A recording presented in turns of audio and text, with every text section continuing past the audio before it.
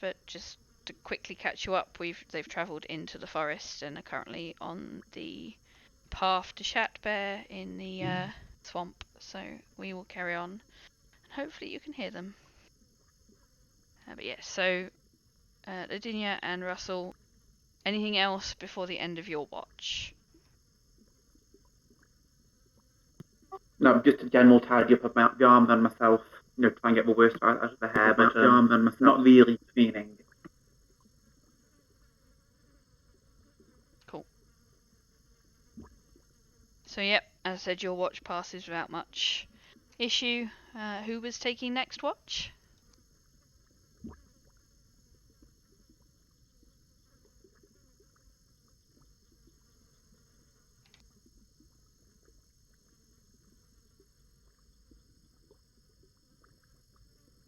Oh, it was Scott, I think. I think it was Cecilia. Cool, so we'll wait for him to come back then.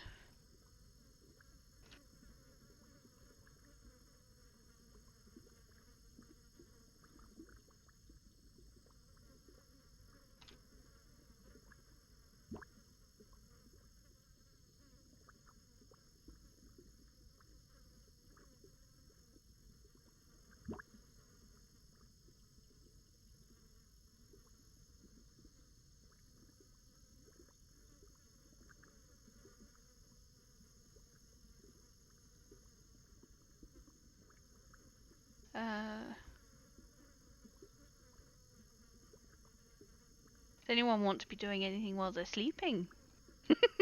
Anyone dreaming of anything in particular? Draxus is dreaming of world conquest. Oh, there he is, he's back. I believe Cecilia was taking second watch from what I understand, Scott. Yes. So, would you like to roll me a perception check?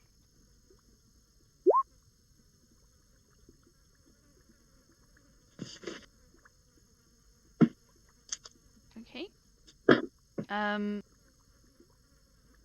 No, again, night passes. Well, your watch passes fairly quietly. Again, nothing seeming to come and get you. Does start to turn slightly cold, which is a bit unusual, but other than that, nothing. Is there anything in particular you'd like to do during your watch?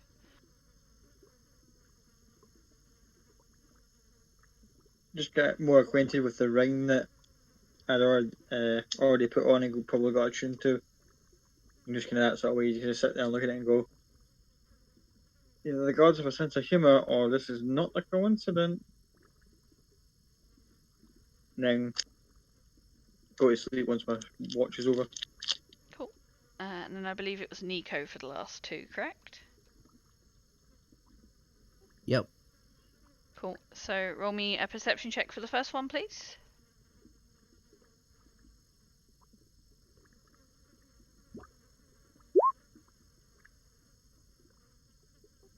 I've rolled it. Tell me if you can see it. I can see it. So yeah, nothing. Again, nothing.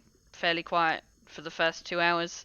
Although the cold that was Cecilia was noticing is starting to get a bit more cold, which is really unusual because it's been really humid up until now. But other than that, nothing. And then if you would like to make me the last perception check.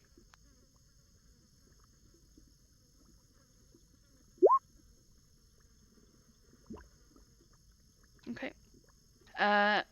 So at this point, the cold starts to become unbearably cold. It's freezing all of a sudden in here, even with the fire going. And you notice out of the corner of your eye, coming in to the building from outside, is two very ghostly figures. One male, one female. And they take one look at you and they go, "Intruders in our house. What are you doing here?" Oh, my apologies. There there wasn't anybody here. We weren't aware it was anybody's home. We were just looking for some shelter, if you'd allow it.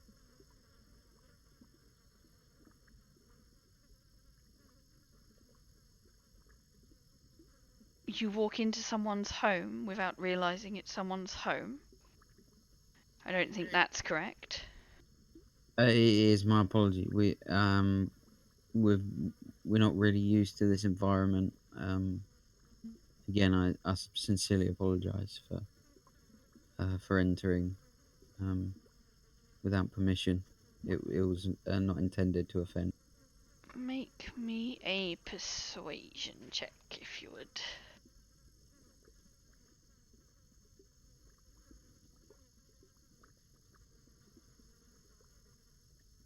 Oh.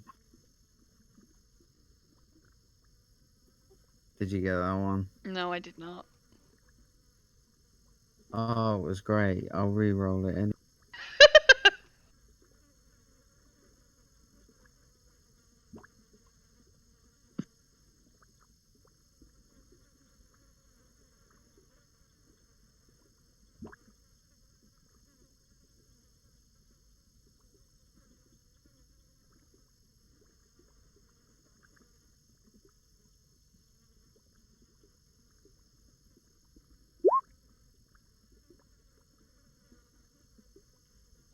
Did you get that one? I did. 17. Give me a moment.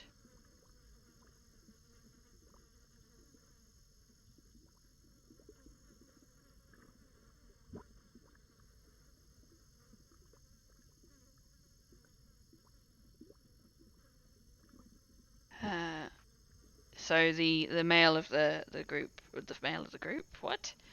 The male of the ghosts looks at you and goes, "Do you intend to steal anything?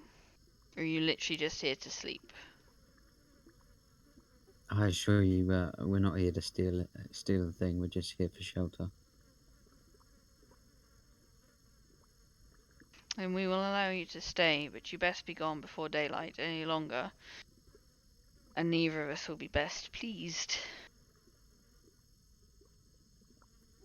How does another 4 hours sound? Daylight is in an hour. You need to be gone by then. Absolutely. And they will both float away. Alright, I'll just wait an hour and then start waking people up. Everyone has got a long rest. That has just about been a long rest. So as soon as I start getting people up, I'll just say, just start rushing everybody. We've got to go. There's this is somebody's house, and we're not particularly welcome. So let's get our stuff and get moving.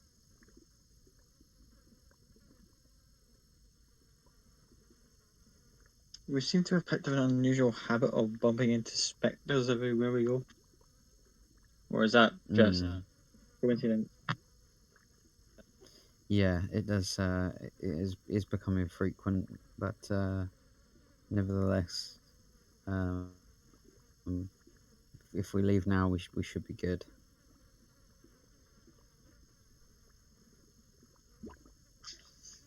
So be it. And Drax will get up and clear away stuff.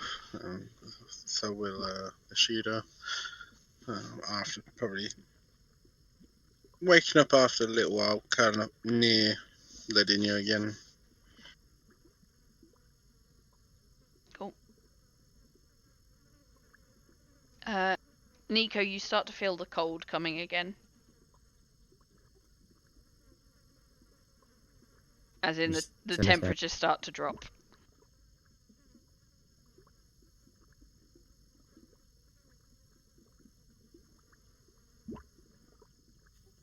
Yeah, I'm just getting everybody. Okay, we gotta go. Now, 1 second. Get used to go.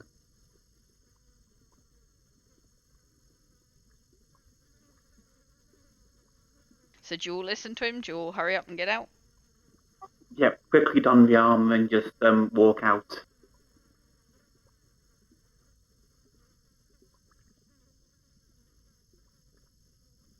Yeah, just pack up my stuff and head off, and Ishida will just grab his stuff and just as soon as Lavinia starts heading out, follow her straight behind.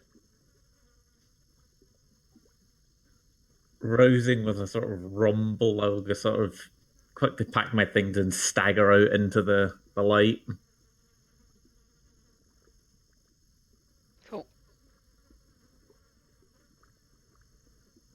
So yep, you all get out, and Nico, you just see as you're leaving the two ghosts sort of coming through the wall. Both of them giving you daggers as you leave, but they don't stop you. They let you go, and you're back on the path to carry on.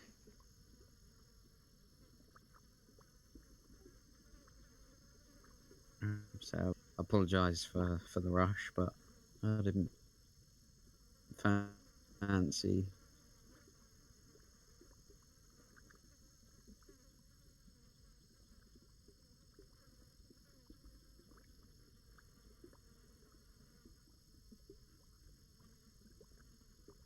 You connected yourself into the wrong channel, Sam. You popped into the whisper channel. It's done it to me twice. If I click the disconnect button, it just takes me straight to the whisper channel for some.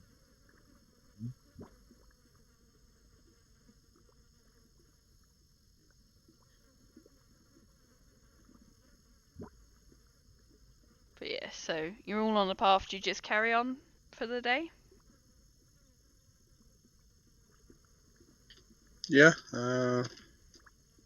nothing, no reason else to veer off. I don't believe.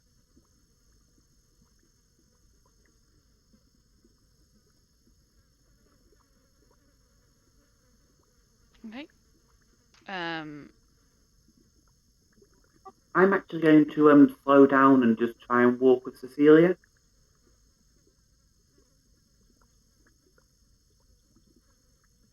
Okay. Does Cecilia allow Lavinia to walk along with her? Makes no objections. I just want to say sorry. You seem to have been swept up into my little misadventure here. I'm not sure if you have other things that you need to be doing. Oh no, I'm quite the spare part nowadays, so I'm free to hang around for as long as need be. Oh good, I just hated the idea of maybe keeping you from something. It was meant to be a quick jaunt into a graveyard, and now here we are, one day into a 2-day travel to a completely different village. It's amazing how things escalate, isn't it? Yes. Amazing it is indeed.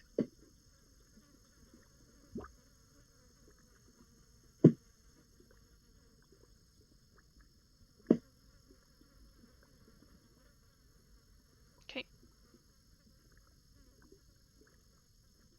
Is anyone else doing anything during your travel for the day?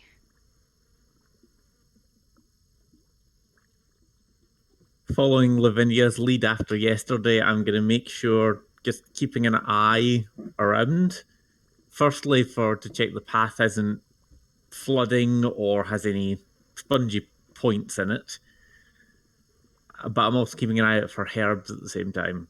Okay, so perception check if you wouldn't mind.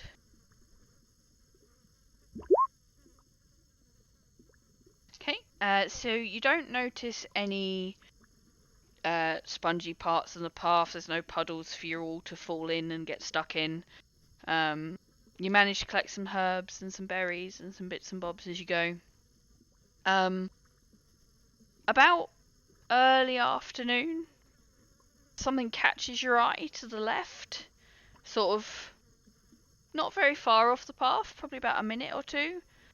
You spot a female human, looks like, just sort of peeking out at you behind the trees.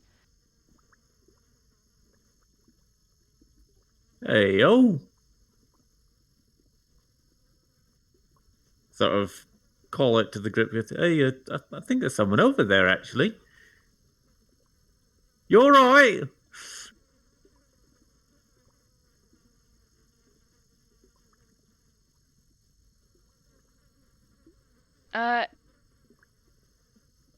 You don't get a response.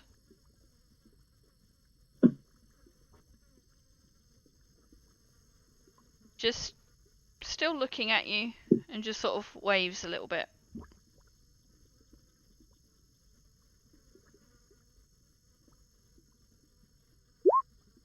Just to double check, what does this person look like?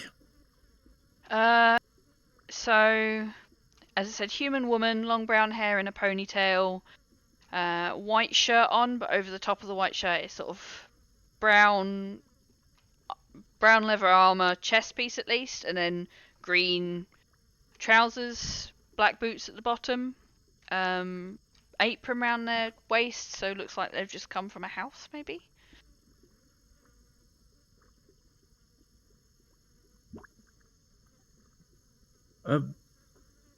Miss Lavinia, it appears we have company. I'm going to look over to the human woman. Yes. I'm going to smile and wave politely. Hello there. Do you stay nearby? You get... Yes, I'm normally from Shatbear. I just got a little bit lost. A friend of mine is stuck over here, though.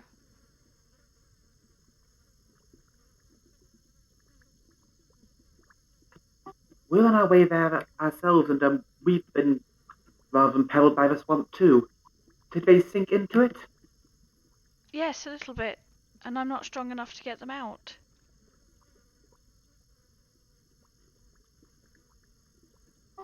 Can I just check if she's actually being honest with us? Insight check.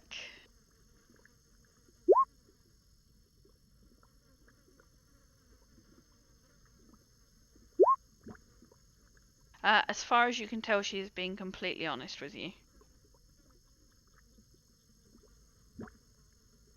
How far back from the path is she? In distance, probably about 60 feet off the path.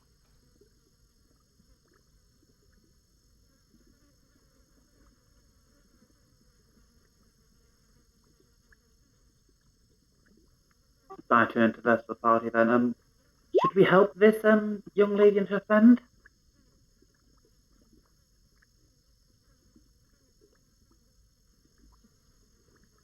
I don't know. We're not supposed to go off the path. We've gone off the path once and it didn't go particularly well.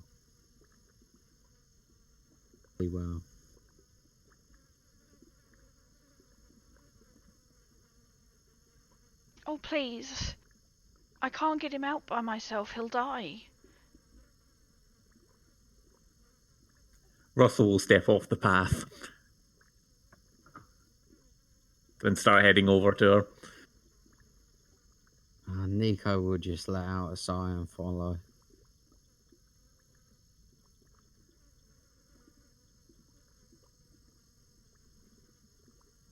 Okay. Is everyone going?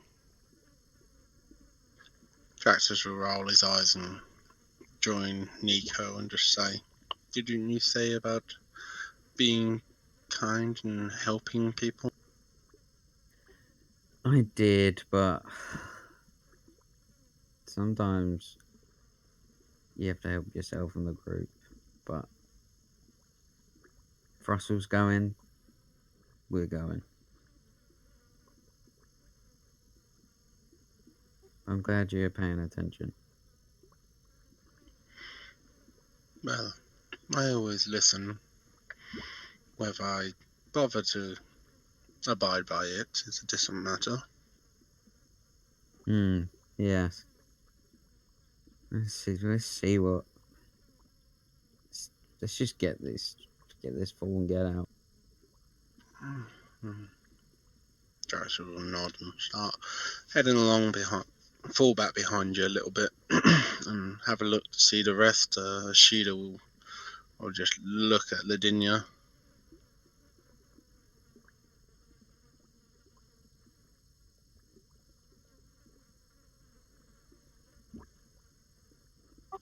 I suppose we should all offer assistance. Very warily, I'm going to move towards the human girl. What is your name, please?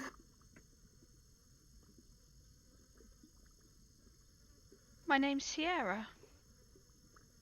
And Andrew is just stuck back here. Please, he's not far away. Insight checking that as soon as I hear the. He's not far away. Insight check.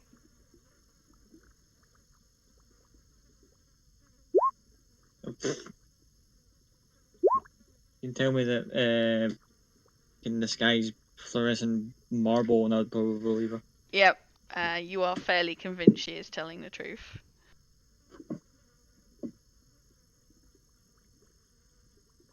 Roll the eyes and follow the rest. Okay. So you get close to her and you notice that there's a clearing behind her.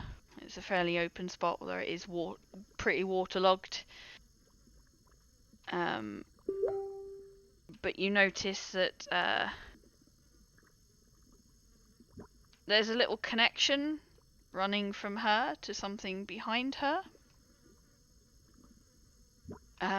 There's a very big red blob behind her that is connected to her. And just behind them is a smaller green blob with the same connection to a gentleman that is lying on the floor. Let me pull you here. If you would like to pull your characters, your tokens onto the sheet, please. Oh, I love these things.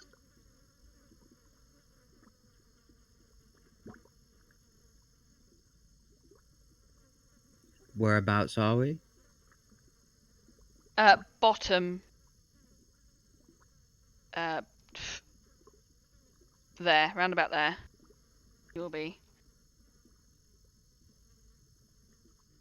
Just coming into view, let me. Yeah, round about there.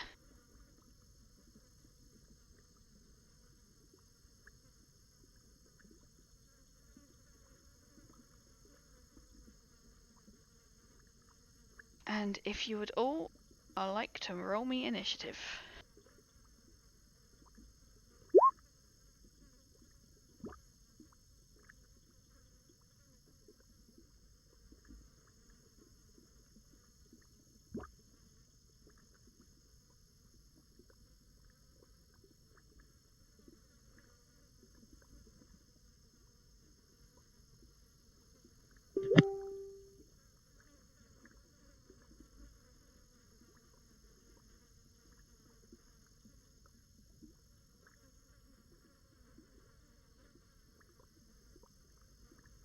So.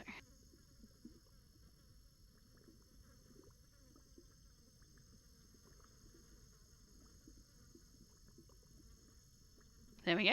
So, Nico, you first. Okay.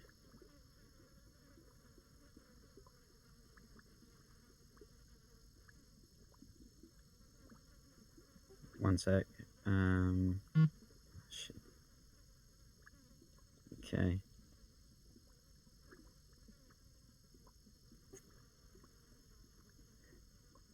I'm gonna move kind of to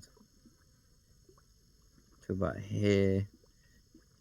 Are we 100% sure that these things look like they're definitely hostile?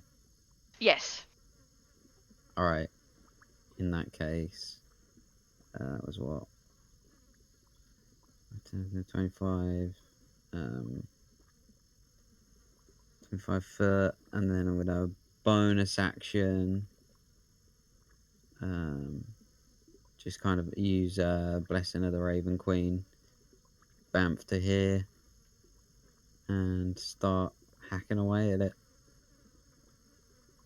At the red one. Cool. Roll. Can't rage. Yeah, I'm going to go reckless though. Cool.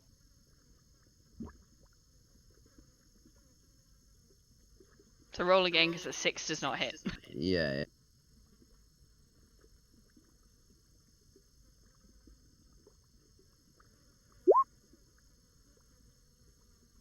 Oh, neither is a 5. No. But luckily enough, the 6 negates the nat 1, so. Yep. So yeah, I'll have another go. Cool. A natural 20 does hit.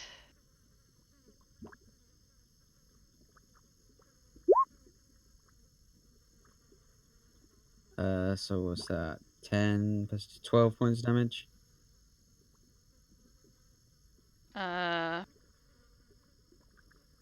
No. 16 plus 2.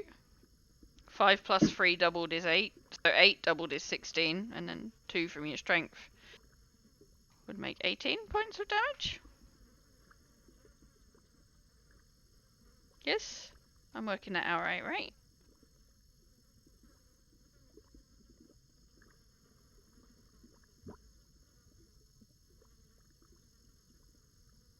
Anyone else? How many do you say? I said 18. Because the dice roll is showing a 5 plus a 3, which would be 8. Doubled would be 16. 18. Yeah. And that'll be my turn. Cool.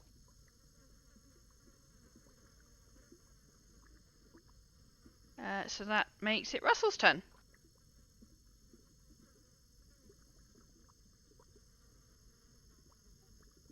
I think, firstly, I'm going to try and figure out what the hell this thing is. Make me a nature check.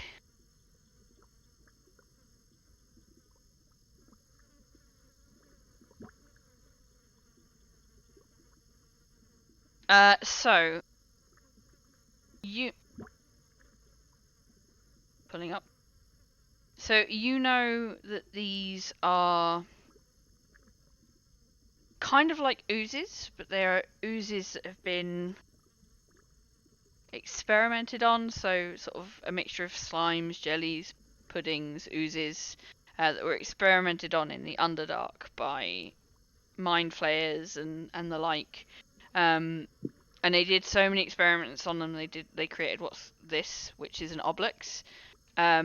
Basically, it feeds on memories and can use the memories of its target to become that target, and act and basically become them. But they feed on thoughts and memories of people.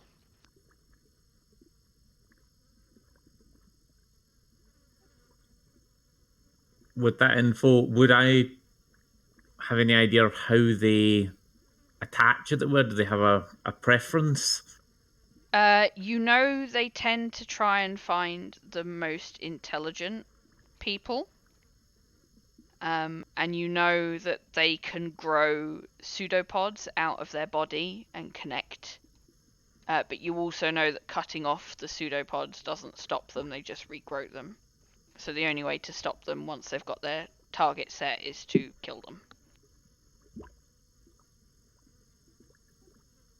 In that case, I'm going to disseminate most of this. It's some sort of ooze. Don't get too close to it. It can grow things and grip onto you. It feeds on smarts.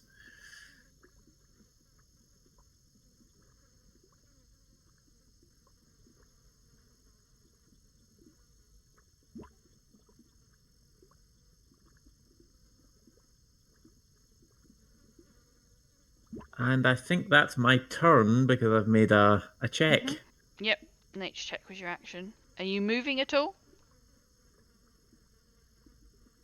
Actually, yes, I will move up to.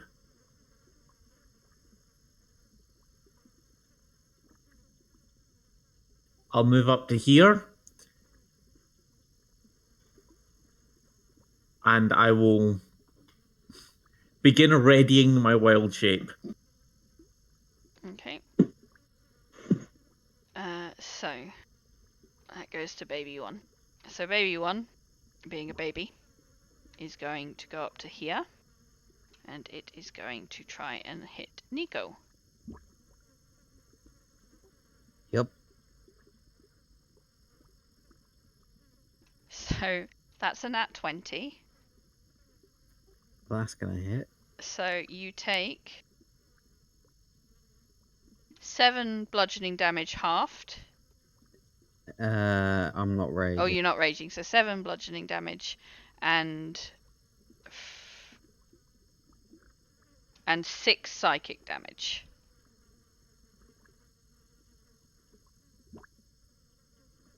Okay. And that is the baby one's turn. Ishida.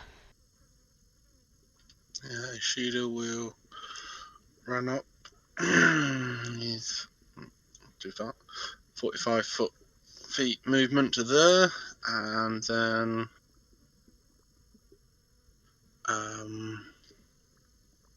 will use his short bow to take a shot on the probably shoot the little one that's just attacked Nico. Okay, go for it.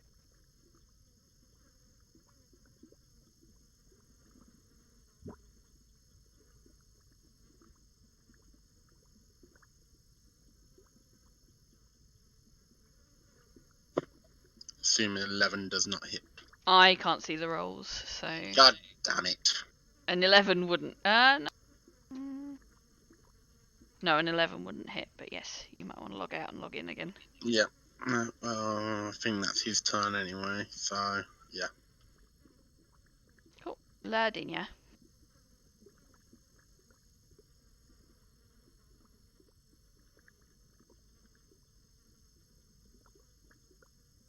I know I keep on asking this. If I use a spell as a bonus action, can I use a cantrip as an action? If you use a spell that can be cast as a bonus action, you can use a cantrip as an action. But it Thank has you. to be a bonus action spell. No, I got that. One of these days I will remember this.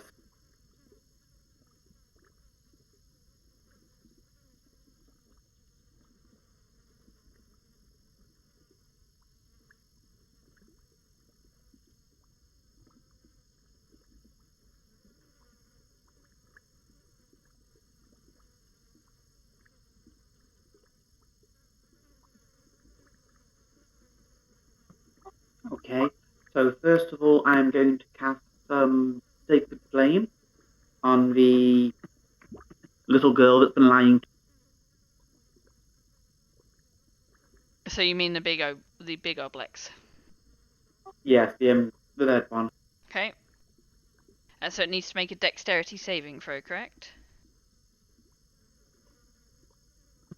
That's fine.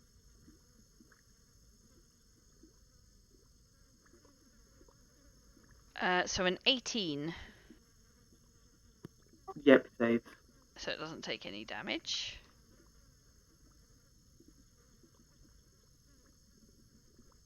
Then I am going to hold the holy symbol aloft, whisper a few phrases in Aquan, and a gentle light surrounds Nico, and I'm casting a Shield of Faith on him.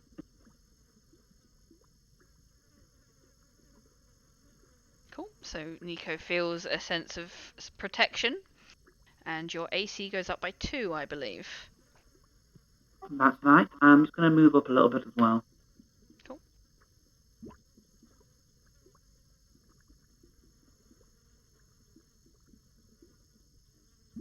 Is that your turn? That is the turn.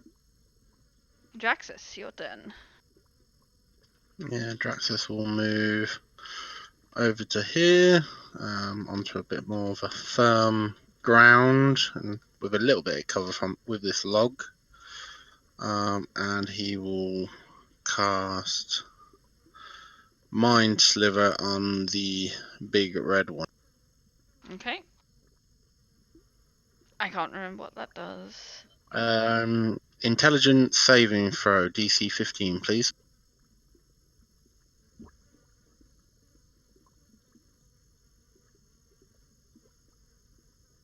That would be a 16. Saves. So nothing happens. And that's all Drax. This is Okay. So now it is this one's turn.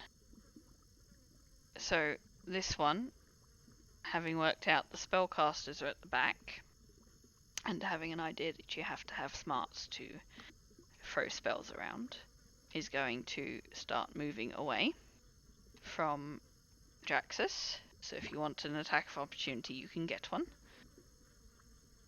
From me, you mean? Yeah. Yeah, I will definitely.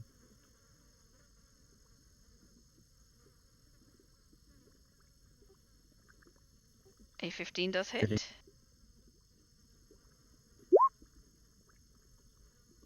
Cool. Whether should I get one as well since it moved past? It hasn't left his melee range yet. Alright, go.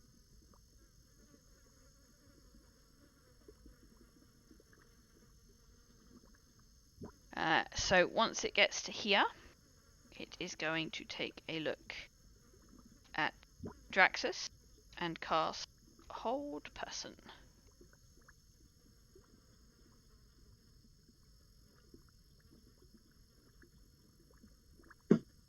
cool. What do you want me to roll? A Wisdom save. DC 15. No. No, so you are now paralyzed. Oh, that's a magic spell, and I have Spyro on my shoulder, so I get advantage on that. Do you get advantage on that, or is it just Spyro that gets advantage on that? Hold on, let me just double check. I'm pretty sure I get his.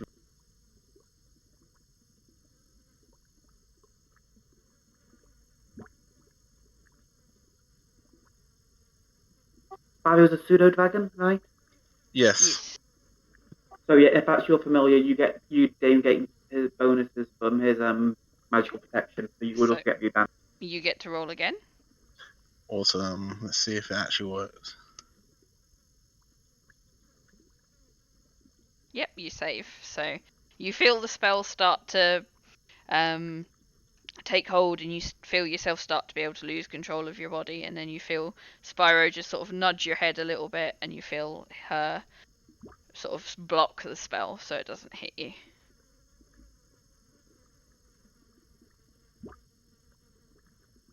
And that would be that one's turn. So Cecilia, it is your turn.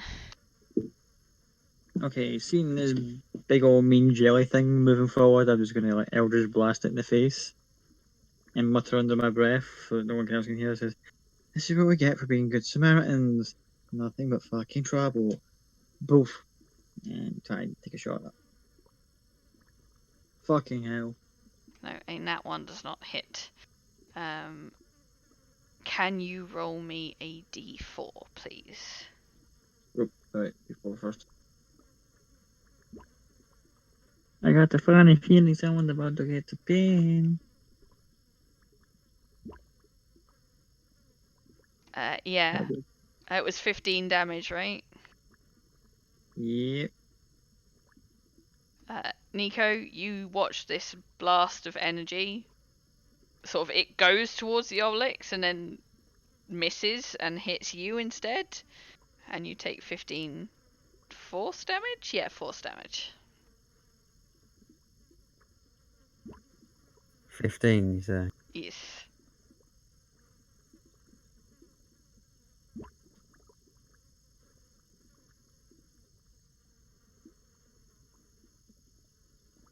Or am my turn, is gonna look over, twitch over, so I'm leaning past the Obelix in the distance, and it's gonna go, "That was meant for the jelly bastard, not you."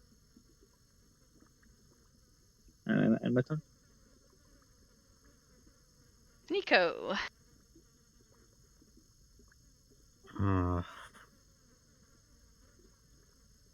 The big boy looks more dangerous. I'll take the attack if I'm going to take it. I'm going to move up Okay, yep. to here. This one will try and hit you. 17. I've got yeah, even with the bonus to the AC, I've still hits. Okay, so 7 bludgeoning and 4 psychic.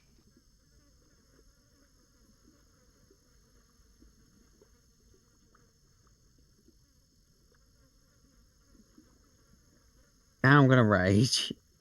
Okay. And yeah, hit it. Reckless. Go for it.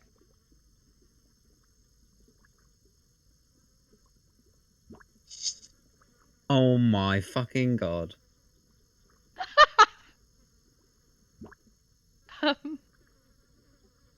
There's no Alright, other I'll go option, again. so can you roll damage for me?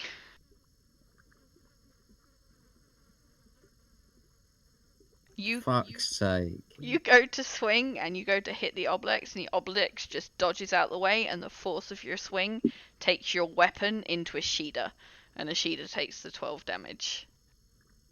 Ah, Sheeda, that's alright. I'd definitely rip that sword straight out and attack her. Okay.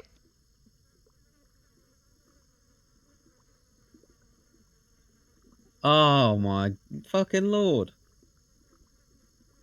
Well, and that 20 hits. So that's 2, 6, 12, 13, 14, 15, 16 points of damage, plus 2 because I'm raging. Also, I have Divine Fury, so Ashida might take that as well. My Divine Fury is when you're raging, the first creature you hit on your turn with the weapon attack takes an extra 1d6. Yeah, so a Sheeda would have got that. Yeah, okay. Well, the jelly thing takes 12, 13, 14, 15, 16, 17, 18 points of damage. Okay. I will let you know that I can't see your damage roll for that, so just to make you aware, but I will take that. So what did you say it was? 18. It was a 6, a 1, doubled, so 12 and 2, so 14.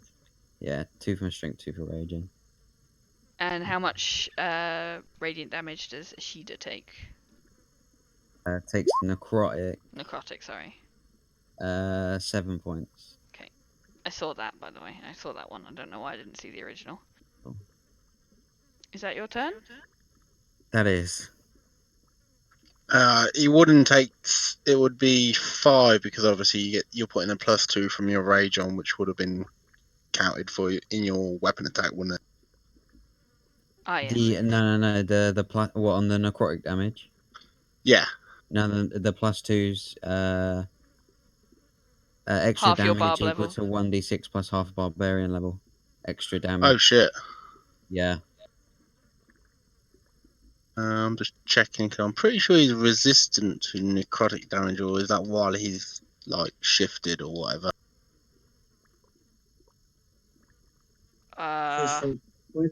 Blessing of the Raven Queen only lasts to the end of that round, the end of the following round.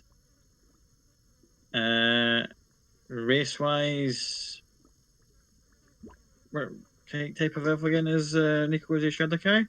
Since he got No, half wood. I don't know. I know Shatbear's get it as a race feature to get resistance. I don't know if his ancestral monk whatnot gets it. We'll say no for now. That's fair enough. Yeah. Also, yeah, I had that. Yeah, I need to really look at my character sheet more. But yeah. I will just say, Ashida looks extremely fucked up.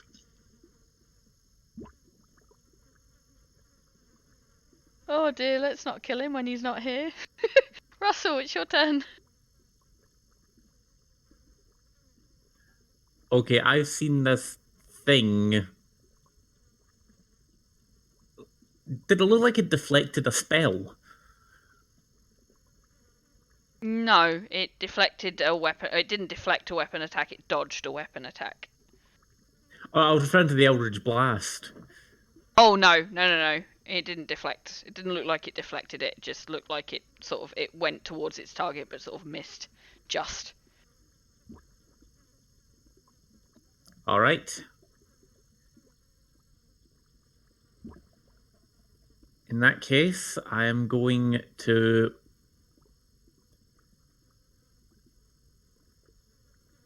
Yeah, I think I'll do it just for shits and giggles. I'm going to wild shape into my cheetah form. Cool.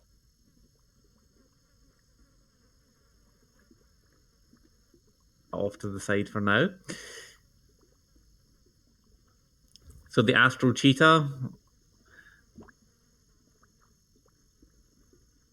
Cool. And I am going to make 2 attacks against it. Go for it.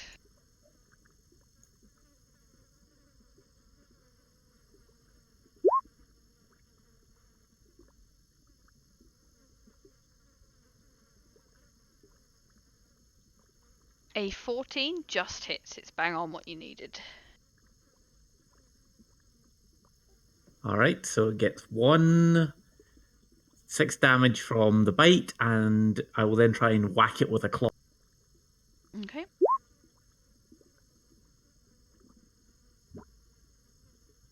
Yeah, that hits.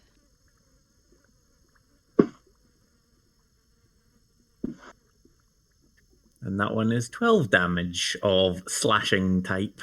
Nice.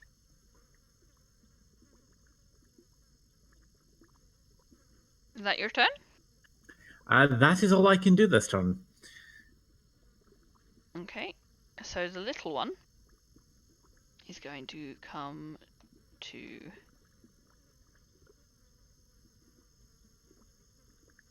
the one that hit it, because it doesn't like you very much, and it is going to try and hit you again.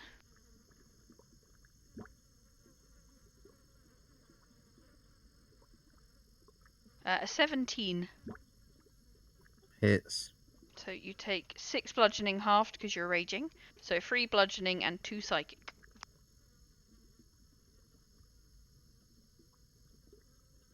Okay. Ishida.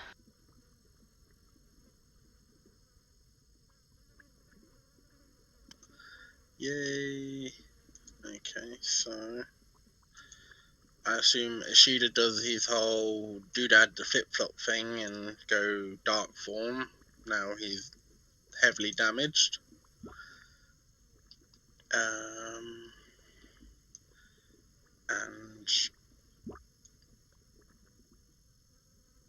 I'm not that way inclined, so he will attack the big blob thing.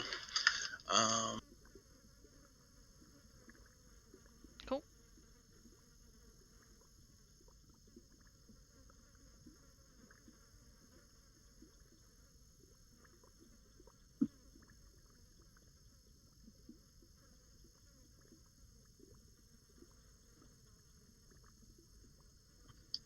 Sorry, I'm just double checking some stuff.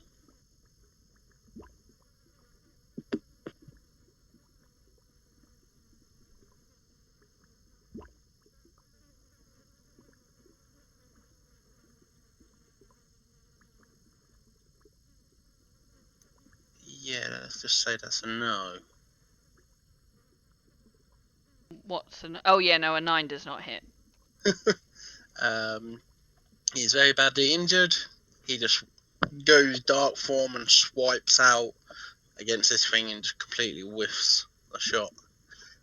And I think that's all he can do because it's a bonus action to activate the astral form. And yeah.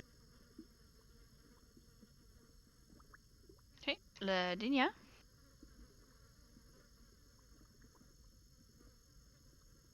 Okay, so seeing this thing is quickly approaching, I am going to once again point the holy symbol towards it, speak a few words in Aquan, and unleash what is basically a blast shaped like a swordfish straight towards it as guiding bolt. Roll it.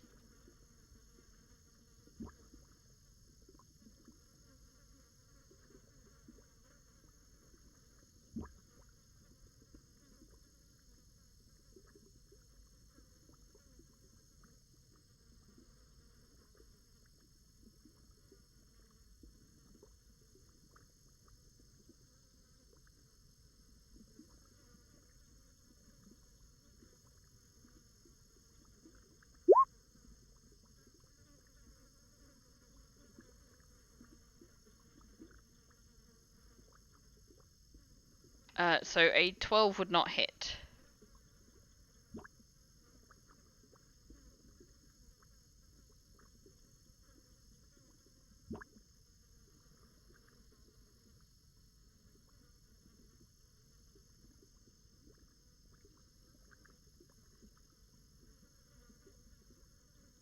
Okay, so yeah, that's just be my turn then. Just going to stand there and deal myself the attack if it comes. Okay, Draxus, your turn. Feeling the thing trying to paralyze me, he sort of taps Spyro on the head with a thank you, turns to the thing and goes, "You dirty little fuck," and he'll start waving his hands on incantation and do magic missile at 2nd level. Okay.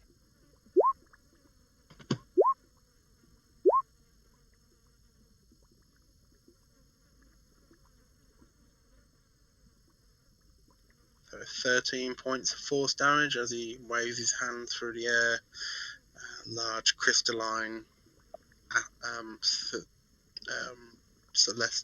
not celestial, astral forms appear in the air above him, and he just waves his hand towards it, and they just fly down and bombard it with force damage. Okay. Yeah, so it's looking fairly damaged. It's looking... You can start to see chunks of it sort of slipping off and falling into the water, and its little grappy pods that it keeps popping out don't tend to pop out as far anymore. And Draxus will just move back a little bit, seeing it's moving in this direction a bit. Okay. So, at this point, knowing it's fairly damaged, it is going to turn round to the 3 of you in front of it, and it is going to cast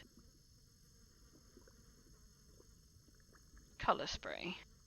Let me grab it. Oh, lovely. I love when spells don't work.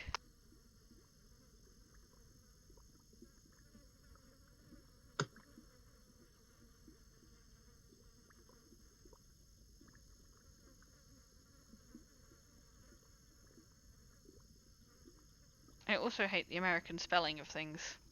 Colour should have a U in it, people.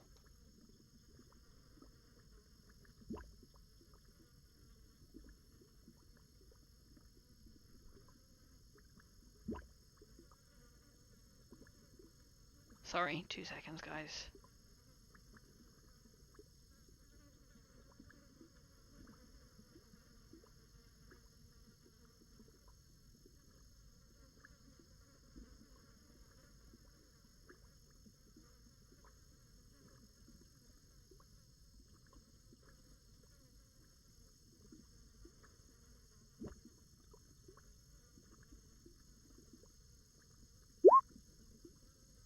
There we go. So,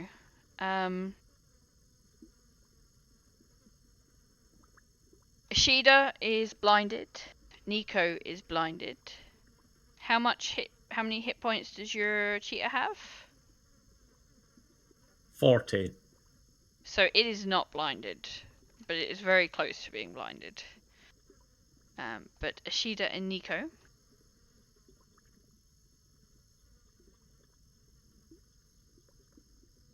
When I can remember what blinded does. I think it gives you disadvantage on stuff. Disadvantage on everything that relies on sight. There we go. And that will be its turn.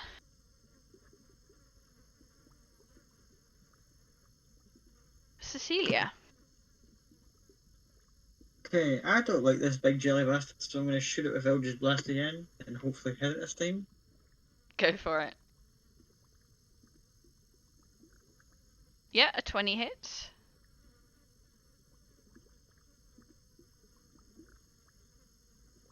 Okay, so how would you like to do this? I'm assuming that it's still got the humanoid-looking thing attached to it, with the big mass in the middle. It has, yes. I'm just going to look it dead in the eye and going, I really don't think that. Screw it, I can't think of anything else to say. Fuck you. And just, like, shoot it in the face. And just splatter it. Yeah, so Nico, Ishida, and the cheetah, you get splats of gel over you from this ooze, just going everywhere, and the body it was holding just drops to the floor. It's really weird for Nico and Ishida because neither of them can see, so all you get all of a sudden is just slime all over your face, but you can't see what's happened. You just get this feeling of slime. Last thing before my turn, I was going to hear, like, try not to, like, childish go at it, but, so you just, like, Cecilia just go, money shot, and then end our turn. Nico, your turn. Still blind, yeah? I believe so, yes. Alright, well, I'm gonna try and make a swing at the little one anyway. Oh, disadvantage, right? Yes. Alright, if I go reckless, that's just a straight roll. Yeah? Yeah. That's what I'm gonna do. Cool. 13.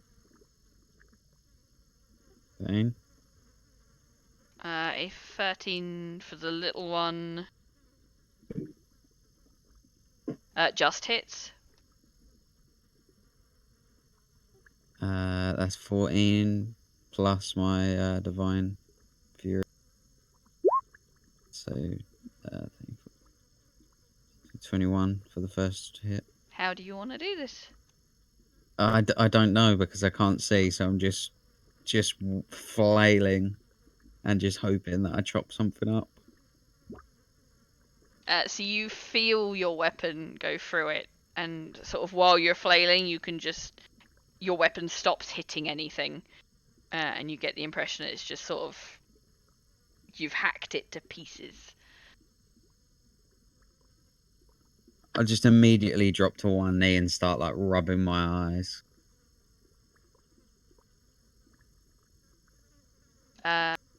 Rubbing your eyes doesn't seem to do anything, but the blinded does wear off after about 6 seconds. So you stop seeing these bright colours flashing in front of your eyes and you start being able to see again. Just look around like, nice. I am wrecked. I'm just going to just fall backwards and lay in the dirt. Question is, do I play... I assume I have to play Ishida as Ishida. Yes. Yeah. And Ishida takes a swing at Nico.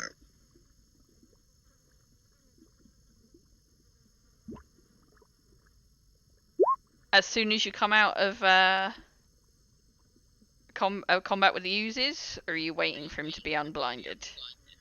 He'll probably just swing, actually, so that would be a disadvantage.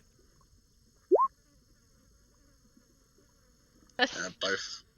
Both hit, actually. 19 to hit. Nico. So 6 points of bludgeoning damage to Nico. 6 Halved. points. Halved because of raging. Well, if that's the case, that keeps my rage up, and I'm going to hit back.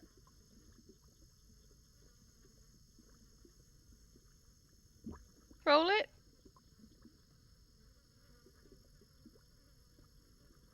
That's first attack. I can't. There we go. Now I can. 19 to hit Ishida. Yeah, that hits. Yep. Pretty sure it doesn't matter what you roll, you knock him the... Well, 11 points of damage. yeah, he only had 4. Plus Yeah. another 3, plus another 2. So He's yeah. unconscious. Yep. So when he drops unconscious, his demon form goes away. Yeah. I just imagine she just swings, hits Nico, and Nico just turns around and just like smashes him with the pommel or something and just knocks him clean out into the water. No, with the bladed bit. Just stabs him through the stomach.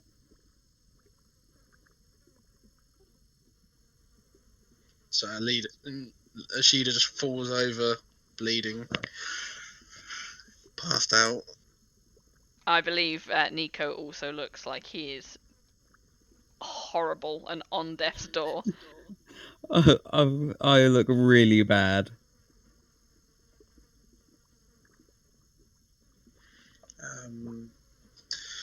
Spyro will see you like that, hop off Drax's shoulder and flies over to you. Let me just double check something.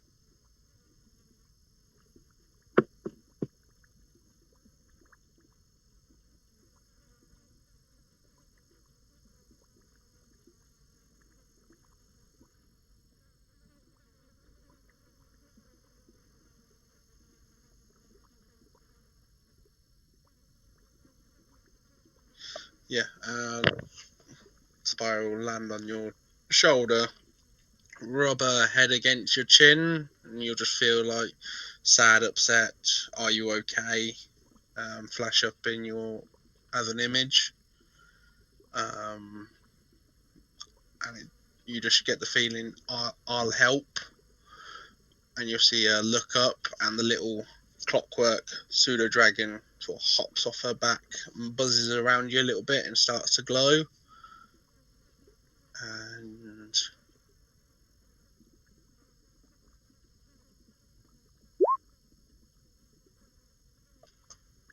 it glows, lands on you, touches you with the tail, and you get 6 hit points back. Just to give Spyro a little smile. Kind of give him a stroke and just say, thanks. I needed that. I'll just look down at Ishida and step over his body and walk away. If Ishida's playing Ishida, Nico's playing Nico. He didn't go non-lethal. He's just walking away. At this point, Ishida will need to make a death save.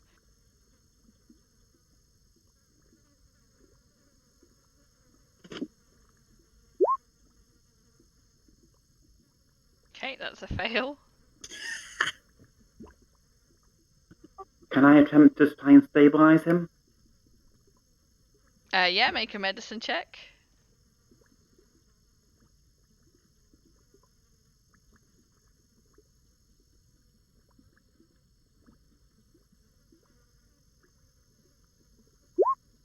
Yep, you managed to stabilize him, so you don't think he'll die anytime soon, but he also won't wake up anytime soon.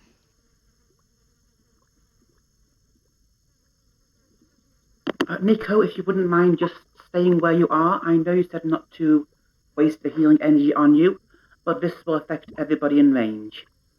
So I'm going to kneel down. I'm going to start whispering prayers. Tiny little glowing fishes fill the air, and I'm going to use prayers of healing. Cool. It's a bit of a long cast, so it's a 10-minute casting time, but, you know, people need healing. Cool.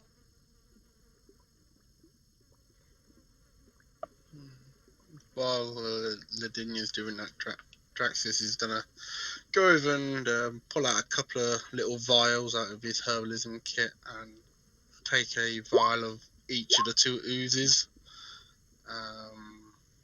and then sort of just, well, he'll probably wipe some off of Nico as he walks up to him and just like puts it in the jar, in the vial. Then he'll go check out the body of the person it was puppeting. Okay. Are you looking for stuff on the body, or are you just looking at the body? A bit of both. He's gonna have a look at what's on the body and then sort of like check out what the ooze did to the body. So I assume investigation to Yep. search the body first. Yep. So that's 18, by the way. It's 14 plus life domain feature. So, excuse me, everyone gets 18 points of healing that needs it.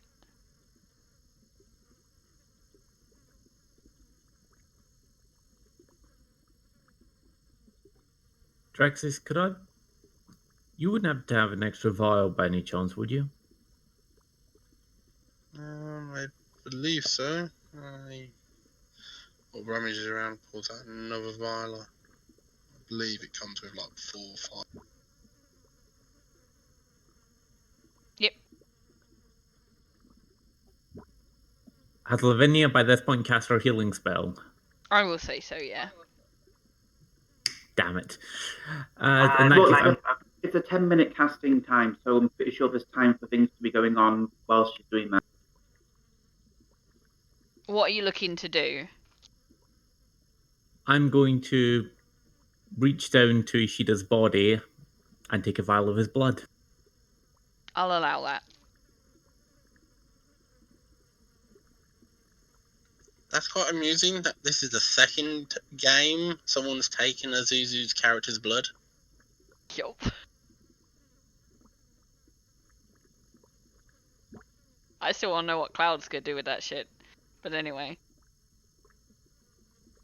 So yes, you now have a vial of Ishida blood. I will tuck that away next to my spell components where it's safe. Okay. Did you make your investigation check, Traz? Yeah, I think it was a 14. Okay, I don't see it, but I'll believe you. A 14. So, on the body you find 350 gold. A letter of goodbye that never got posted. Still has a, well, not a stamp on it, but it looks like it was prepared to be posted. And the cloak, her cloak looks very interesting. It's sort of feathered and starts black at the top and then graduates to grey and then graduates back to black as it goes down. You get a slight arcane tingle from it. Okay. I'll take sort of put the gold in the bag and pocket the letter, take the cloak off, give it a shake and a clean and fold it up. And then he just starts having a look at where the ooze was tethered to it or something, and just have a bog standard sort of like a examination of what the ooze effect on the body was and such, out of curiosity. Yeah. So He'll probably go over, ask Russell, could I have my book back for a moment? Oh, certainly. And I'll pass it back over. And he'll like flip to a new page and start sketching do a quick basic sketch of the ooze and then start writing some notes down of whatever you learn. So it was tethered to the base of her the base of her skull, so on the back of her neck. You see a slight little pinprick hole where you assume something was sort of injected into the back of her neck. But other than that, you can't see any physical signs of what it did. Other than this little, where it was connected and the little hole in the back of its neck.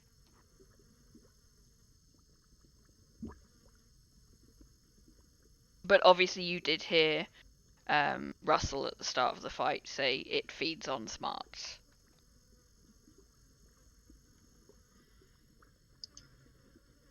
He sort of looks at the group, and he grabs his bag out and goes and starts moving the hair and having a look at the back, and then realizes everybody else is around and sort of stops, sort of looks at everybody and goes, so what's the plan? Are we moving on or such?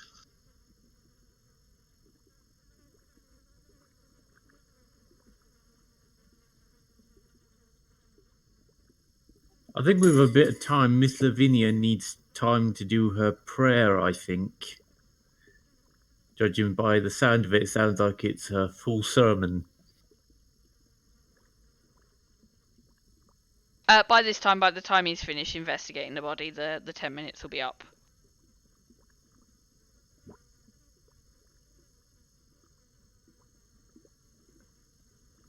Oh, you look at all those pretty fish.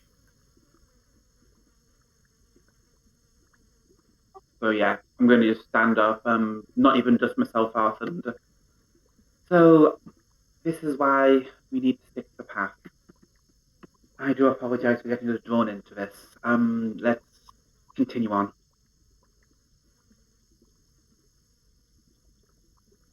It wasn't your fault.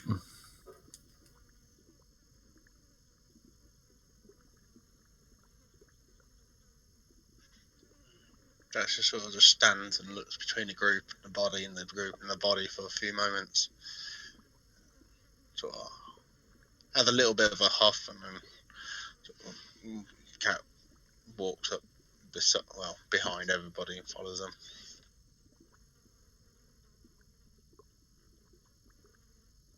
Anyone else? Oh, after you. Drexus, if you want to examine the body for your book, I don't mind staying behind with you. Sort of looks and he's like,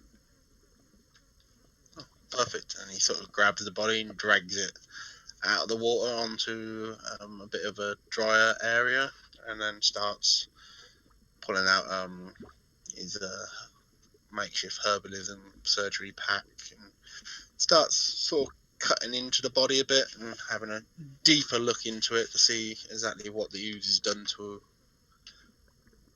what the effects are.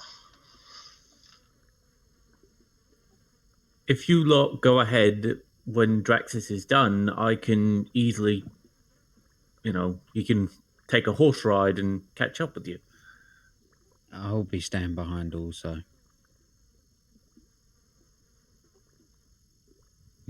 Just in case.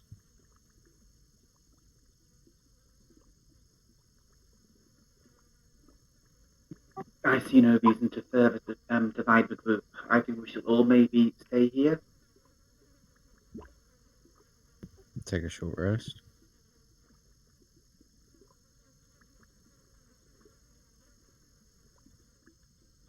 Yeah. Christine has not took her eyes off of fucking Ashida the whole time ever since he took a swing for Nico.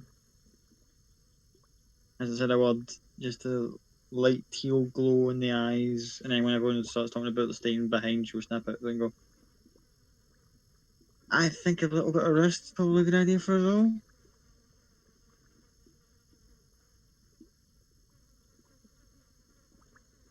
Let's do that then. Okay. So you all, I assume, step out of the watery bit and onto drier land, and everyone but Draxus will get a short rest. I will, if it's Avenius, I would give up my short rest and offer an assist to Draxus if he's doing any sort of work during the rest. Okay. So Draxus, make me a medicine check with advantage.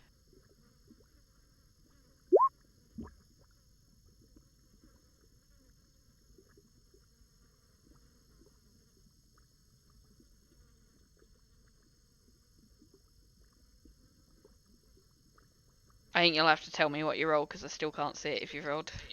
God damn it. It was a 14 and a 22. Okay, so I will let the 22 go through, although you might want to log out and log in again. Just logged in, funny thing. So between what you find and what Russell can tell you, you don't see any damage to the brain. But obviously you get the impression from Russell that he knows of these creatures and they feed on memories and thoughts. You can see from where the pinprick hole was in the back of her neck, it snapped off a part of its pseudopod appendage when it died, and you can find the end of it still connecting into the spinal cord. So you assume that's how it was feeding off of her memories. It had connected there. You notice a few attempts, so there's a few holes around her body where it had attempted to connect her and not quite connected properly. So she was in a bit of a fight. You can see defensive wounds on her as well, where she was in a bit of a fight with it before it finally got her. And you do notice she's probably been here for a while. She's started to slightly decompose. You get the impression you were the first travellers it had seen since it got her.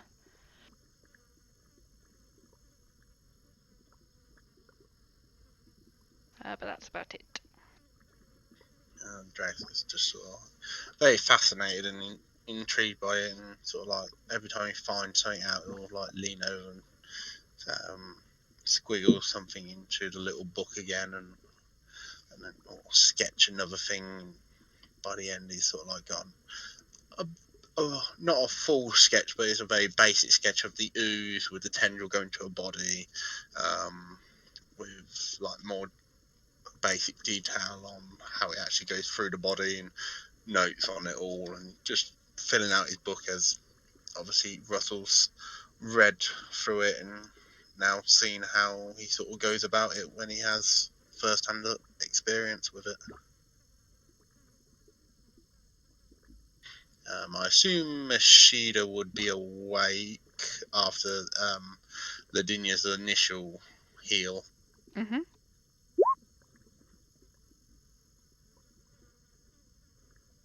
So Cecilia, Ladinia, Nico, doing anything in particular during the short rest? No, I'm I'm going to literally. approach Nico and just ask, so do you think these have anything to do with the dark goings on in Shatbear? I have no idea. All I know is some sort of arcane user using some sort of nefarious means to extend his life beyond its natural limits, which for me is kind of a no-go. I know that the people of the town are concerned about it, and that's all I really know. Do hate to go in with so little information. Partially why I wanted to I was hoping that these two could have told us something. Yes, well, Okay. from what I hear, the people of Shatbear are quite concerned about it, so I'm sure we'll gather some information when we get to town.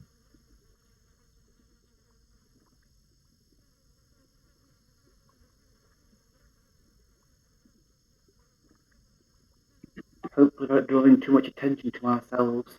Wouldn't want to tip our hand.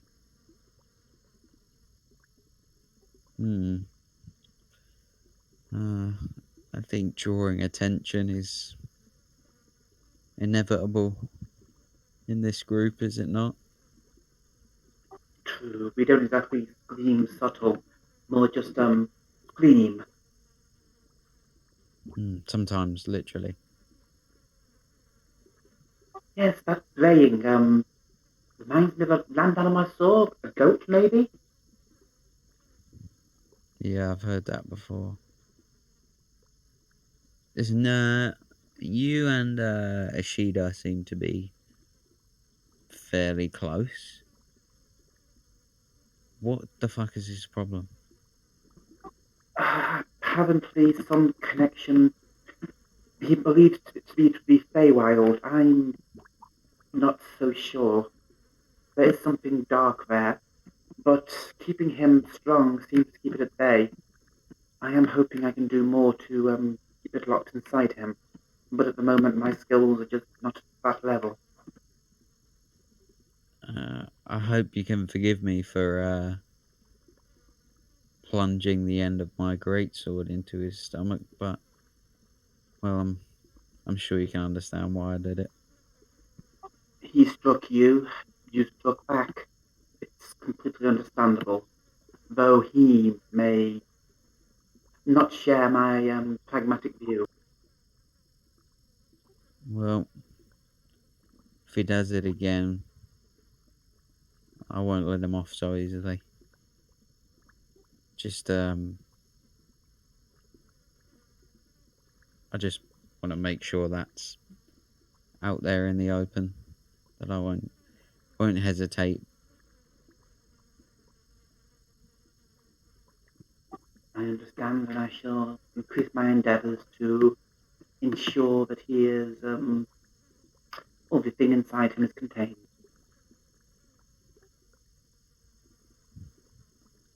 Okay. Don't take this upon yourself as a as your mission. If there is anything that we can do to stop it from happening, then we'll all do it. We'll take precautions against it. This isn't just something you have to deal with because he's burdened himself upon you. For those who have much to give, much is asked for of. I believe I can do this. You mentioned going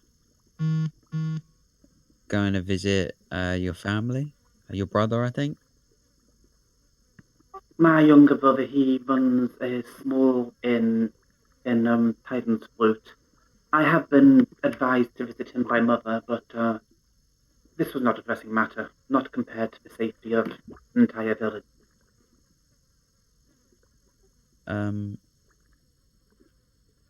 If we had the means for you to kind of just check in on him, would you want that? It would put my mind at ease, but at the moment, the focus should be elsewhere. It's just because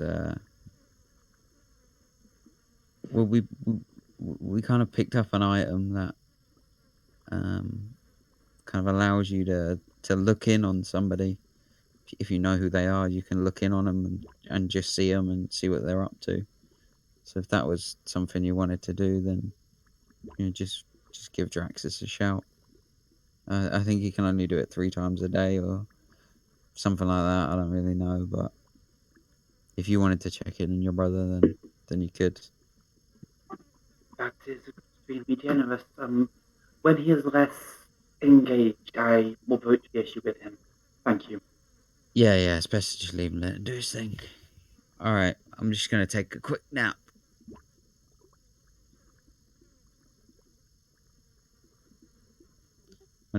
Nico just lay down and take a nap on the dirt. Cool. Cecilia, want to do anything?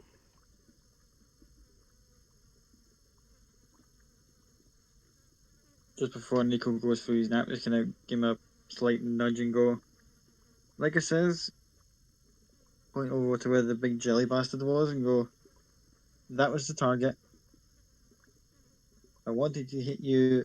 You know I'd want to hit you. Just so we're clear. and just leave him to rest, and we'll find a wee quiet spot.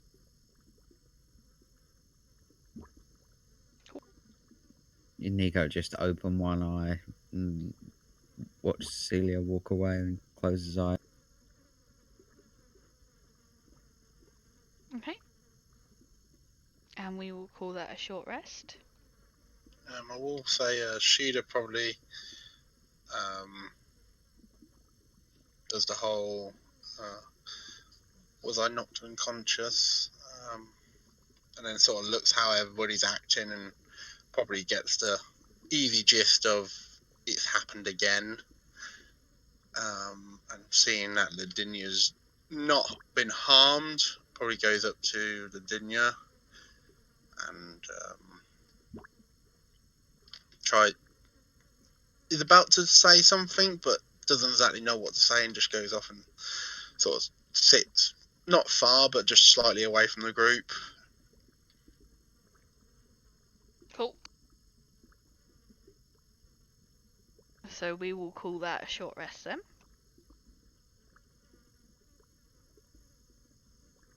So yep, you all have a short rest. Those that need to heal some.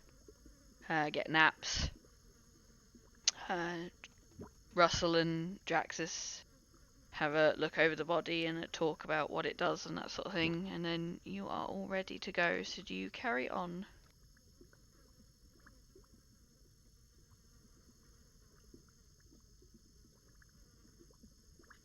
Yeah, after unless Russell wanted anything in particular, sort of like just clean up and sort of just roll the body off to the side, just sort of shrug and go, something will eat it. Use prestidigitation to clean himself up and clean Russell up, and rejoin the group ready to head off. Otherwise,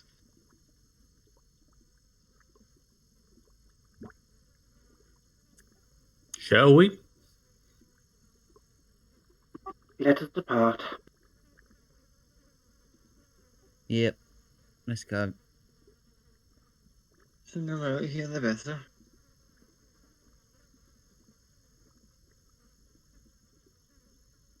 So you all start travelling again. Undisturbed until once again night starts to fall. Obviously, I assume you look for somewhere to properly camp. Or do you want to do stuff as you travel for the last couple of hours? Do we have like another full day ahead of us? No. So you know you're probably a couple of hours, 2, 3, 4 hours away from Shatbear, but the question is, do you want to travel 2, 3, 4 hours in the dark? I'll look around the rest of the group and say, what do you guys want to do? You want to press on in the dark? A couple of hours, 3, 4 hours? We'll find somewhere to camp again.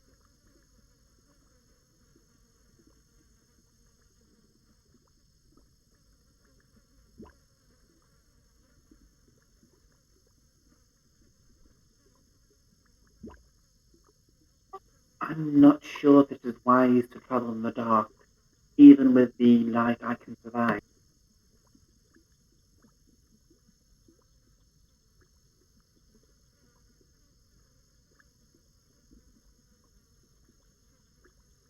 no, it might be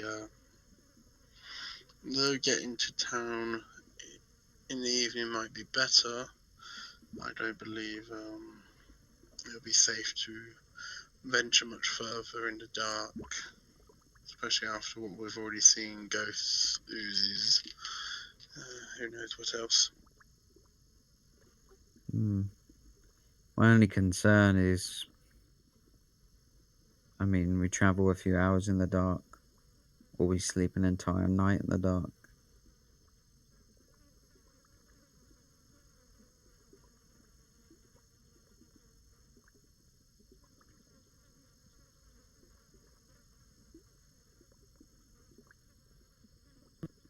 Is there anywhere around that looks like it would be safe to camp, or is it just all swamp?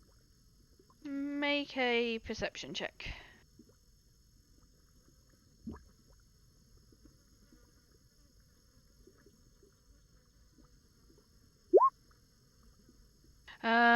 No, it looks fairly swampy around. You can't immediately see anywhere that looks like it would be safe to rest in. How about we keep progressing? If we see somewhere that looks safe to rest, we can, but if it turns out that we might as well complete the journey, we'll just do that. Does that work for the group? Works for me. Makes sense. Suppose so. At which point I use light on the trident just to give us some guidance and test. Okay.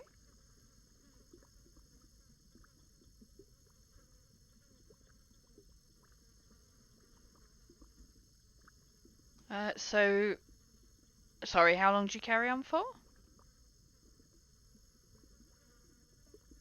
Just if we see anything. Okay. If not, then just all the way through to the town. Okay. So can someone roll me a perception check with advantage?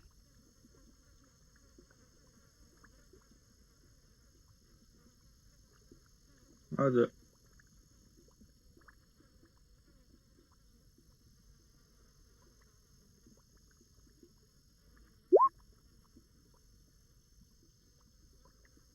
Okay.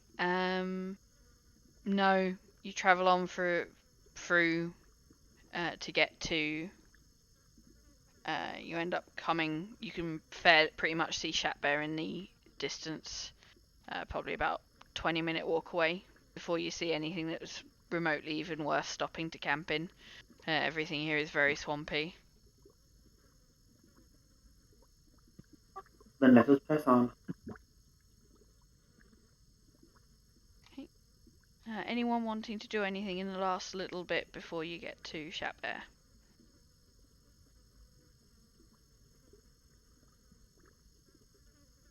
No, I don't think so. Nope.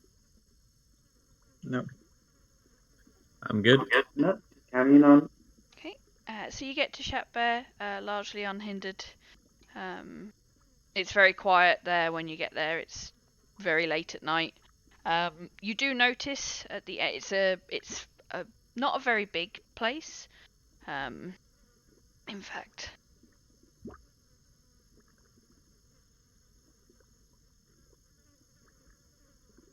there you go. Yeah, it's not a very big place, although it is all built on wooden stilts. But it's also walled around, so it's a wooden fence all the way around it. And at the gate entrance, it's open. There's no closed gate, but you notice a welcome sign, and it says, "Welcome to Shatbear." It says, "Population humans 421, elves 0, halflings 0, gnomes 0, orcs 0, dwarves 0, others 0." At that point, I'm just going to sign and use Mask of Many Faces and turn myself into a human. Okay. Well, this seems mildly racist. Do you guys want to go in anyway? We don't really have anywhere else to go. No. And Draxus will pull his hood up right over the top of his head to shade his face as best as he normally. Okay. Anyone else doing anything before you walk in?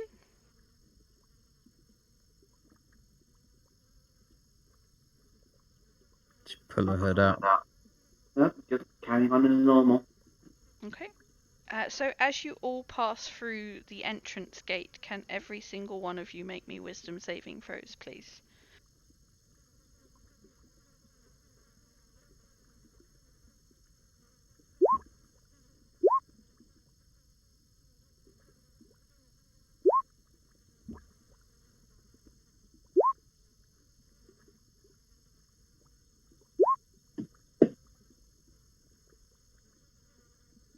Draxus, are you rolling with advantage, or is that meant to be an 11?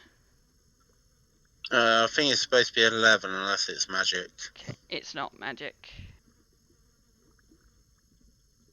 Then it would be 11. I just forgot to turn off the advantage, actually.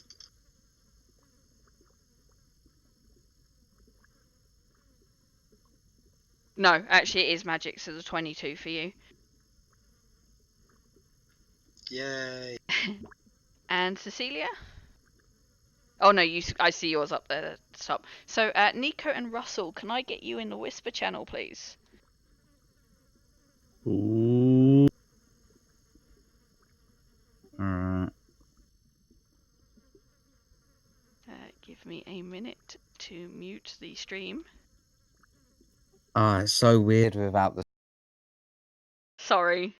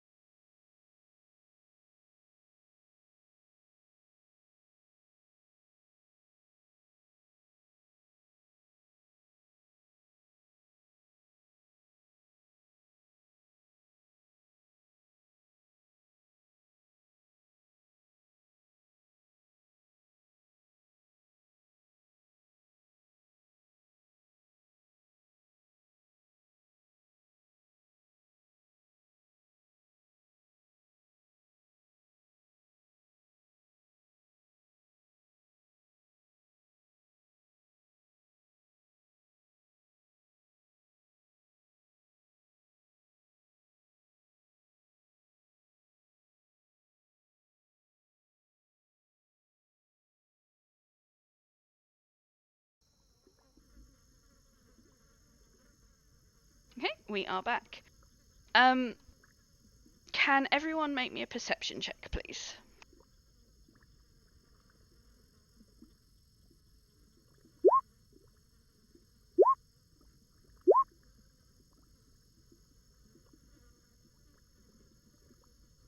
Okay, everyone notices it.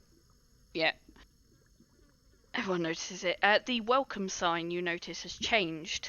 It now says 423 humans and 4 others.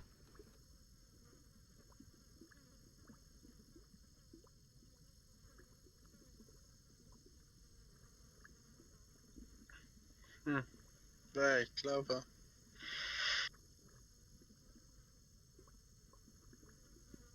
That's unusual.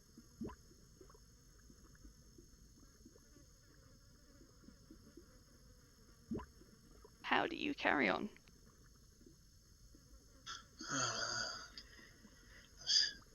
Be best if we find an inn or something to get a decent night's sleep in, if we can.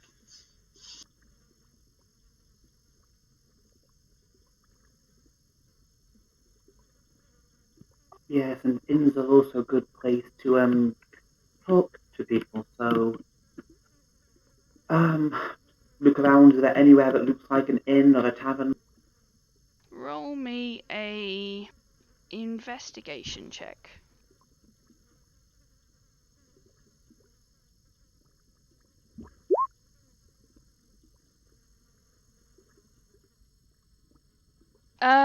You don't see anywhere that immediately stands out. But you walk around for a little bit and you do eventually spot somewhere that's got a hanging, swinging sign on it that says the Green Anchor Inn, and the lights are on, so it looks like that might be the best place.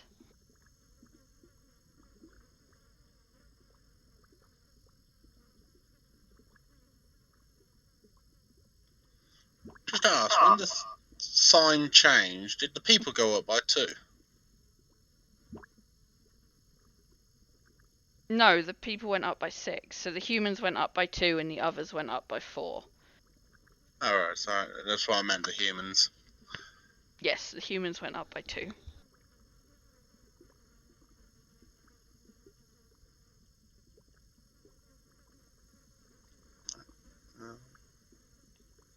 Just carry on following Ladinia if she's leading the way.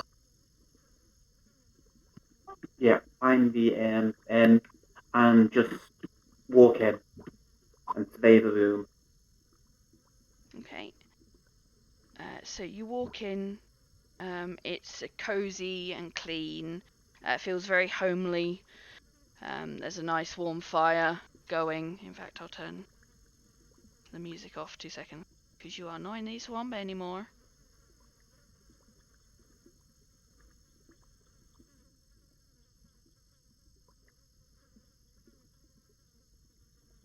Yeah, it's cozy and clean. There's a fire going. You do notice that there's steps everywhere. So like steps to get up to the bar and steps to get up to tables and things. And you walk in and it takes a moment or two before you notice them. But this young female, to everyone but Nico and Russell, they see a halfling lady. Short blonde hair. In fact, I will pull her up.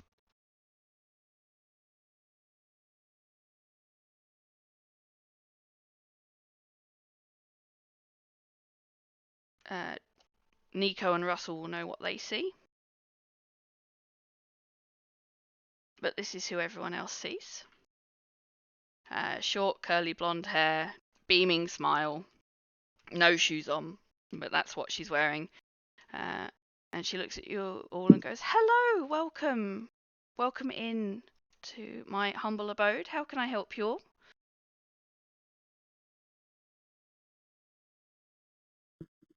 Good evening. My name is Ladinia. These are my traveling companions. We have been traveling for 2 days now.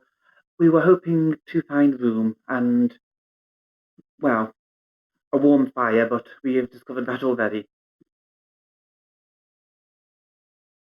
You have indeed. Welcome to the Green Anchor Inn. My name's Zinni.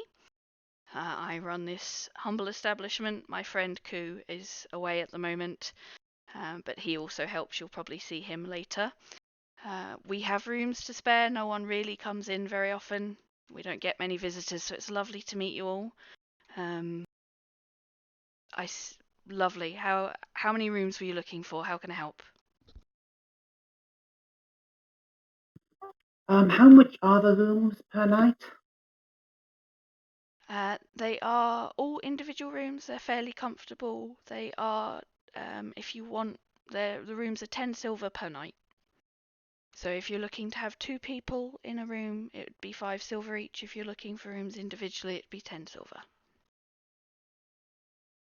Or if you're looking for food with your room, that would take it up to 15 silver.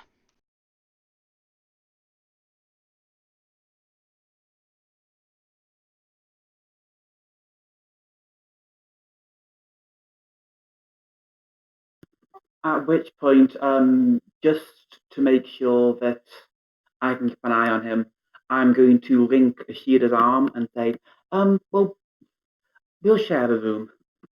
That's 15 for the night with food?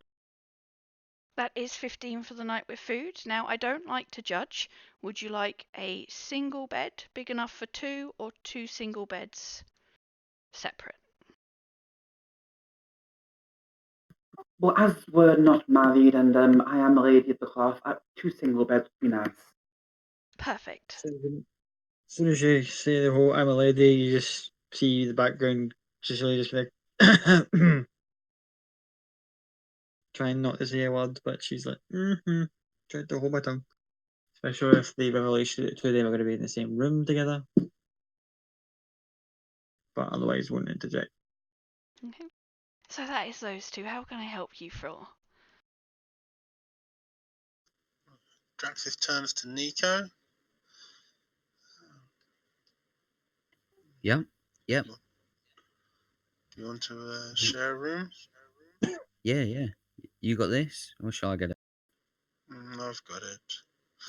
And Good boy. food?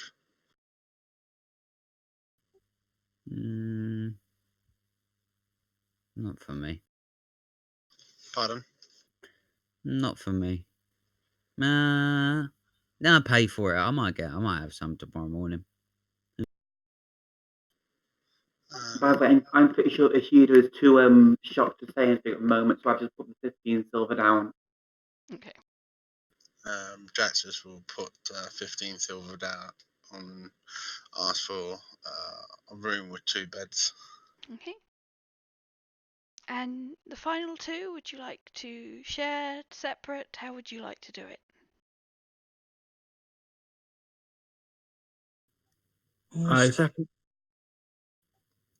I think separate rooms wouldn't be right.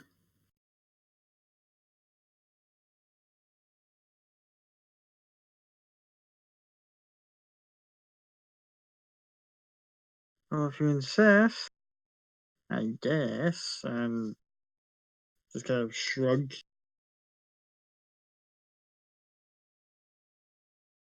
So sorry, was that single rooms or one room with 2 single beds or a room with 1 bed? I'll take a room to myself. I'm not sure about tiefling culture, but it's kind of improper to be sharing a room with someone.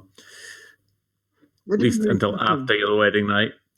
What do you mean by tiefling? At which point, Cecilia kind of put her hand through her hair, showing that she's not got her horns on show because she used Master Many Faces. Oh yeah, she looks like human. Forgive me, that is player error there. Yeah. Well, sorry, but it's still a little improper. That's fine. I will let your companions know, looking at Draxus, Ishida, and Virginia. We don't get many non-humans in the town, so you're going to get stared at a lot. It's just been all human for a very long time. We don't get many visitors, so you might get stares. Please just ignore them. They're just not used to non-humans.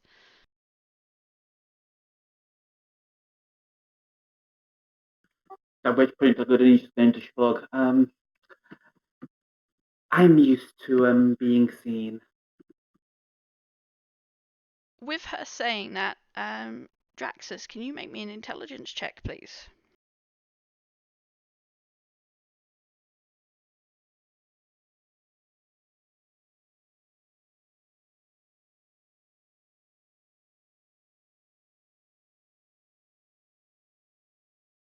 You might have to tell me what you roll. I don't know if it's showing me. Oh, god damn it. It's a 14. Okay. You will remember that welcome sign said there was 0 halflings in this town. Yeah, I've clicked onto that.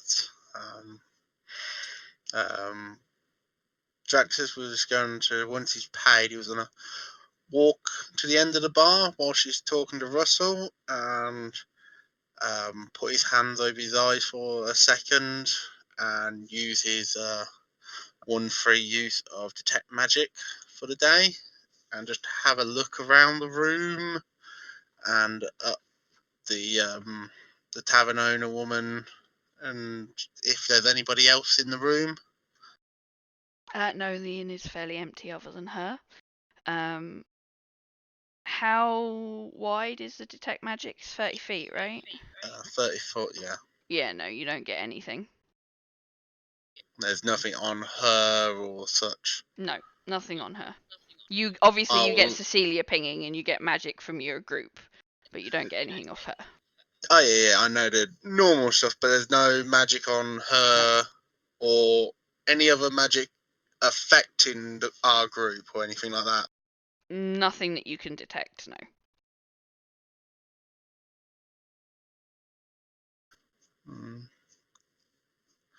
Actually, just understand they're a bit puzzled for a minute.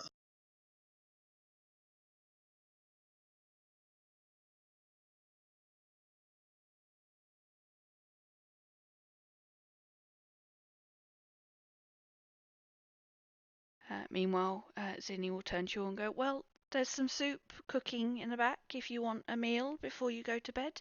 If not, your rooms are, and she'll point out to where your rooms are, so upstairs, and she'll give you keys each for each of the rooms, making sure to give the 2 people in double rooms, sharing rooms, a key each so they can come and go as they please. And she'll go, if you need anything, I'm down here. As I said, my friend Koo you'll probably bump into him at some point. But other than that, enjoy your stay.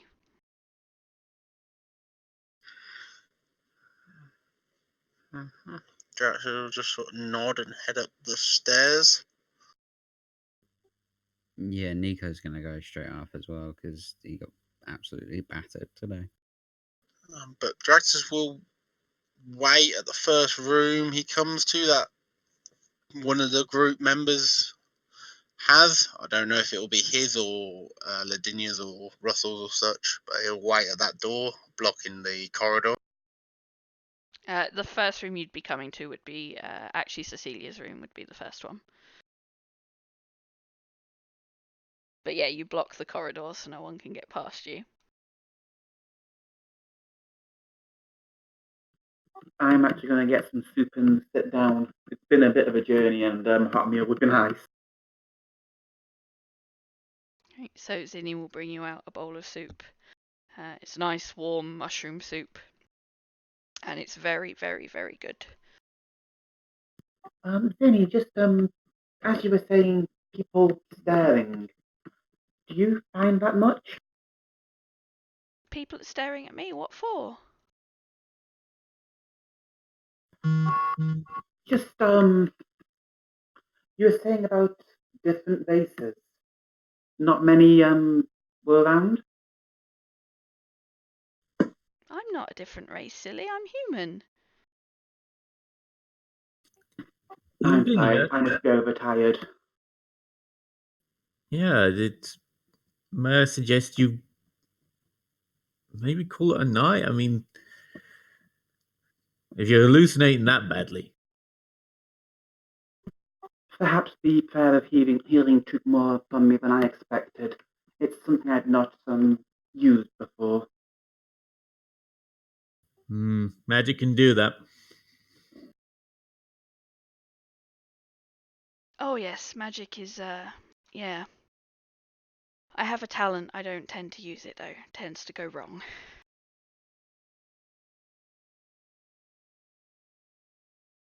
My friend Koo, on the other hand, the most amazing gardener. The magic he wields can grow anything. It's fantastic. Gentlemen, you might need to have a conversation with Russell. Certainly, he sounds like he's got a green thumb.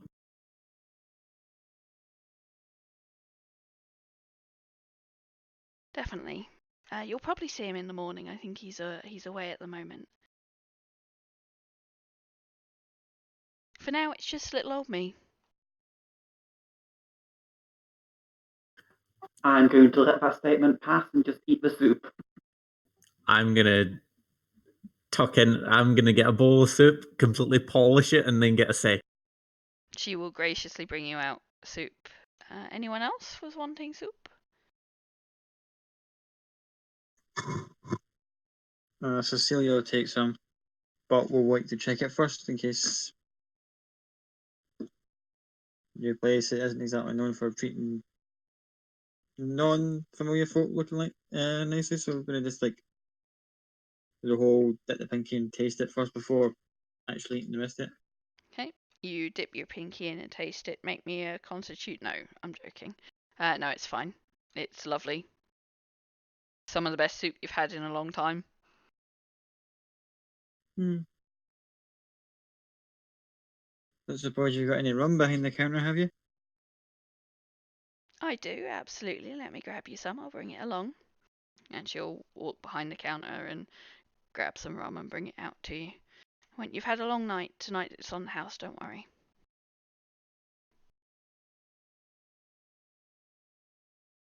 And she'll go, if you need anything in your rooms, extra blankets, extra pillows, if you want something to eat in the night or drink, don't hesitate to just, little bells on your bedside tables, just give them a ring and I'll pop up to you. But for now, I'm going to go out the back unless anyone else needs anything from me. This soup is absolutely wonderful.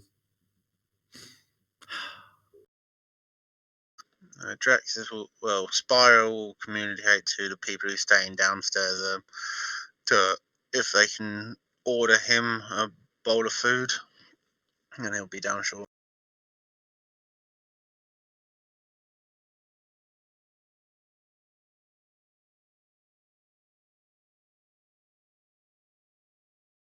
I just quickly call over to Zinni and just ask again, sorry, someone will be joining us. Could we get another bowl, please?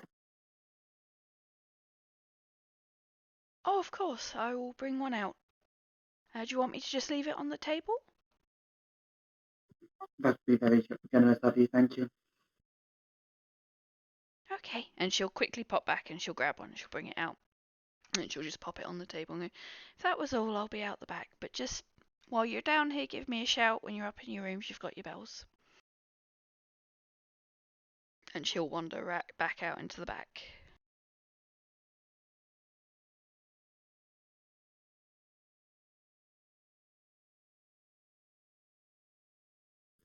I'm still waiting in the hallway for Draxus to move. Yes. Realising nobody else has come upstairs, Draxus will go to their room, put his stuff down, and turn to Nika and say, just to ask, what was the bartender? What race? Human, obviously. Interesting. And he'll just walk out and downstairs. We'll nod towards the bat. We'll look at the bat to make sure it keeps an eye on Nico and my stuff. And he'll go down, get his bowl, and wait a few minutes until he knows the tavern owner's gone out properly. Yep. So you wait a couple of minutes, you start eating your soup, and you establish that she's probably not coming back unless you call her. I've got a interesting little trick to do, if anybody's interested.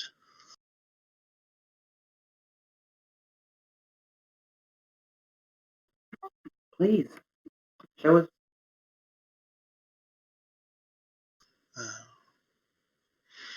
On the count of 3, everybody tell me the race of the innkeeper. 1, 2, 3. Halfling. Halfling. Interesting. I don't know if you caught it there, but you do know Russell says human. Yeah, I know. I'm intrigued. Now, can everybody tell me what race Nico is?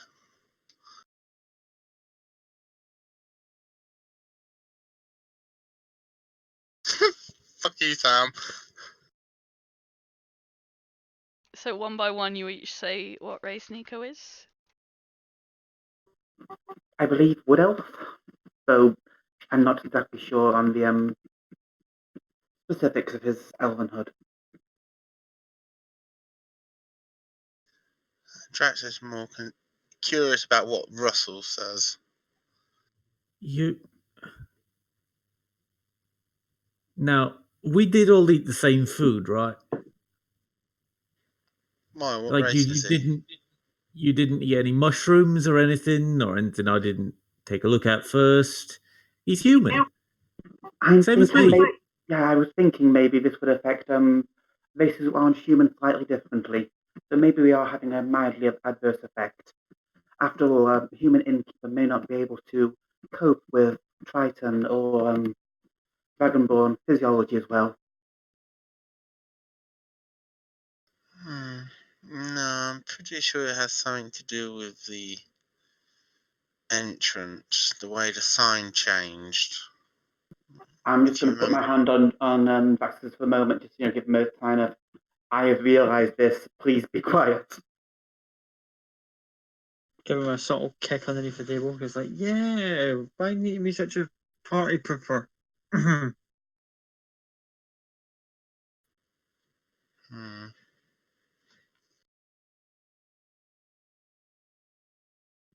I think that maybe I do need more rest than I thought. So if you will excuse me, I shall head up to my room. At which point, yeah, I'm going to head off, just to give Ashida the same kind of interrogation.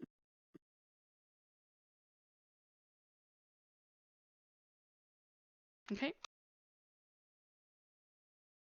I assume Ishida follows her up or is already up there. Oh yeah. Ashida probably would have went straight up.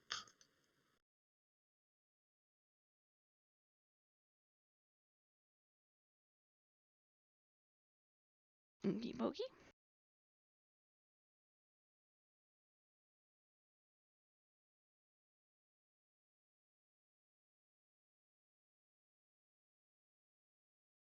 So what else are you doing? Are you retiring or what's going on?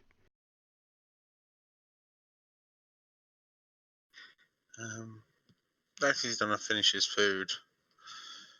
So I'll just nod to everybody and then head up to bed. And you'll have Spyro sat on watch of the room while he opens the window and has the bat fly out and have a look around town, see who it sees walking around in the night. Basically, anybody who's like got a late job or any guards on duty, anything like that, and to see how many races he sees. Okay. Make me a perception check for the bat.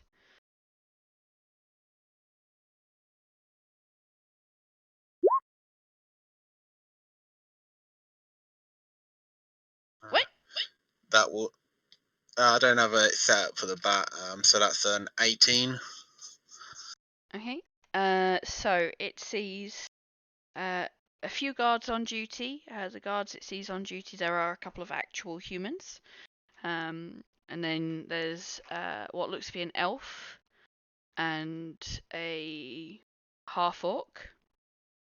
And then coming out of an inn slightly further down, you see a gnome and what looks to be a Luxodon as well, an elephant person.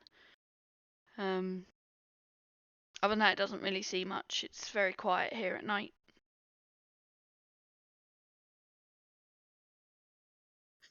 That's fine. He'll spend probably an hour or so just flying around, and then comes back and takes a perch. Draxus will probably do a bit of studying for a little while and wait until if he hears the rest of the party come up on if they wanted to do anything. Yeah, so Cecilia, Russell, Lavinia. No, Cecilia and Russell are downstairs. So either of you two wanting to do anything?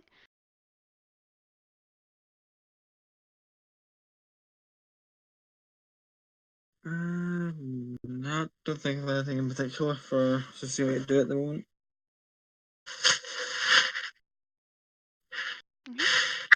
Russell?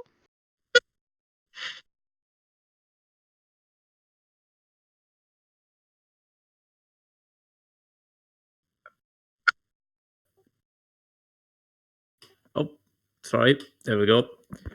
No, I'm gonna head to bed, as it were. So Draxus, you hear Russell coming up the stairs and going to bed. Obviously, Lavinia and Ishida went up before you. Is Cecilia staying downstairs for now, or is she also gone to bed? She'll stay there for a bit longer and just kind of keep an eye out for anyone else arriving for a bit. Ponder over what happened today and probably murmur at itself at one point going, I should have just finished them all. It was all the trouble. And then just gonna sulk off to bed at some point. Maybe I'm weary. Yeah, Draxus, you eventually hear everyone head off to bed.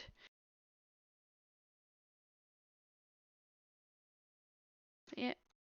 Anyone else wanting to do anything else before we call that a long rest?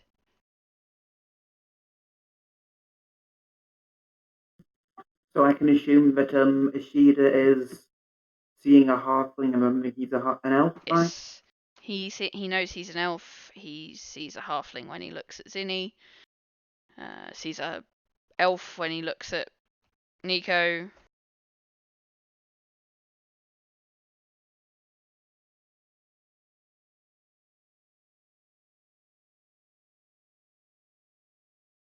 And a furbolg when he looks at Russell. So yes, he is seeing exactly what everyone else is seeing.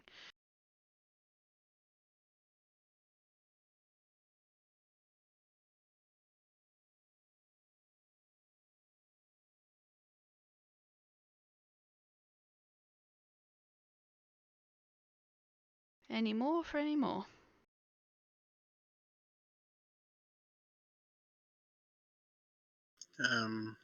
I'll probably have the bat fly over to Ladinia's window and via Spyro just sort of communicate. So, what are you thinking?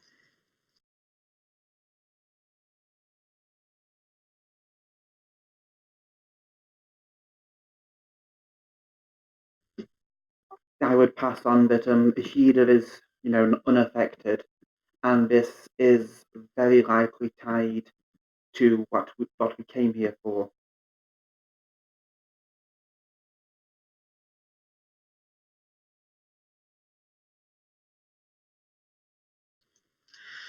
Possibly, but the woman did say it been humans for as long as they can remember.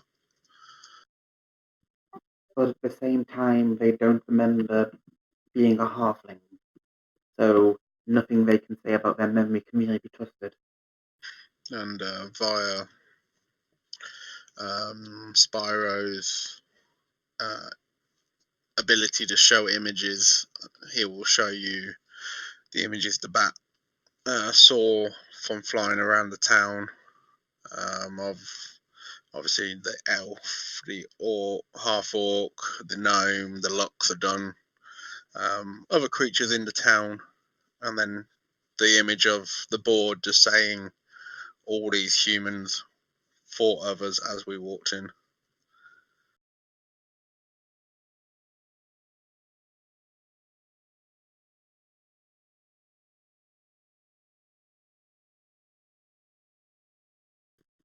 So it was definitely to do with crossing the threshold to this village. Can you discern the type of magic this is? Not communicate. I've used my detect magic, but there is no magic on them. It's definitely something else playing them. Draxus is thinking that now, knowing he couldn't see any magic affecting them. Draxus gonna sit up, cross his legs, and concentrate, and just for the sheer point of it might be, he will try and reach out using his psionics to see if he can sense or feel anything that it might be on that type of thing. I don't know what that would be. Roll me My intelligence is part of my psionics. Yeah, I'd go with an intelligence check.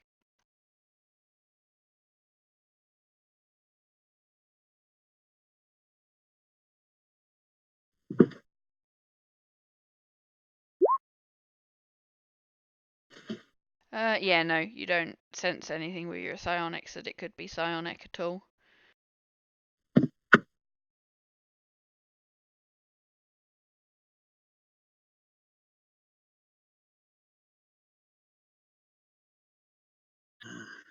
Yeah, he just communicates. He couldn't detect any magic. He's not exactly sure if.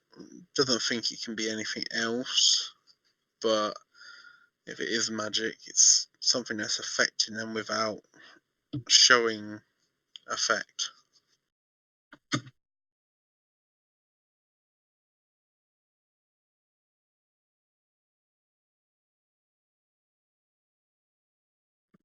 Would I be able to sense if there's any kind of divine intervention going on here? Oh, make me a religion check.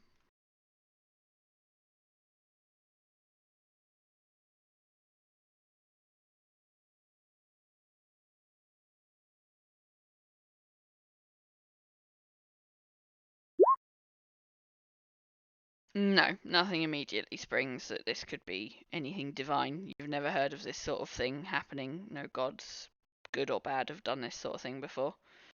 And you don't sense anything divine.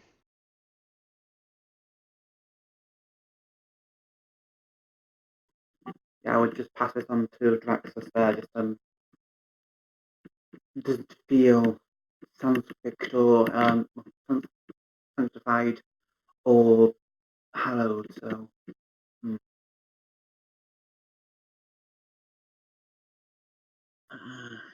Well, maybe we have a bit of an advantage as it's affected a couple of members of our party. At least we're maybe defended on their front. They don't seem to have changed anything apart from the fact that they believe they're a different race.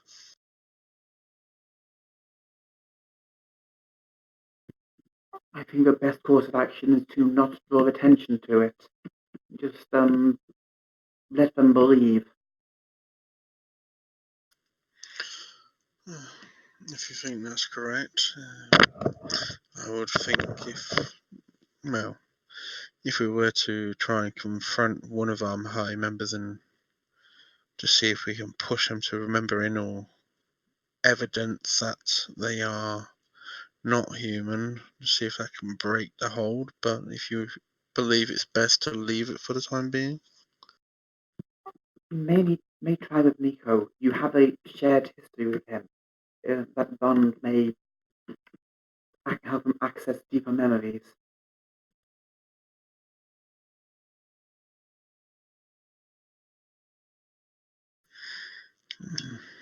right? I'll have a slight try. Try not to push it too far, but we'll see.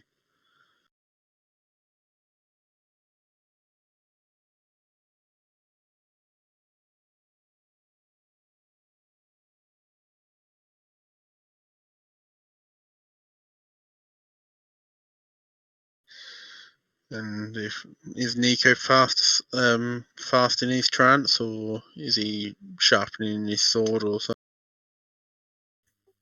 He's asleep, just in bed asleep.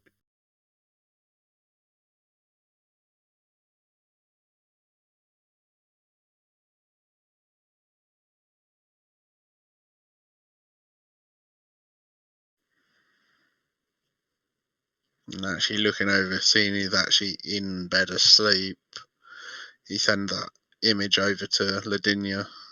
Like, he's an elf. He doesn't do this. He's, This is a very deep-seated change, then.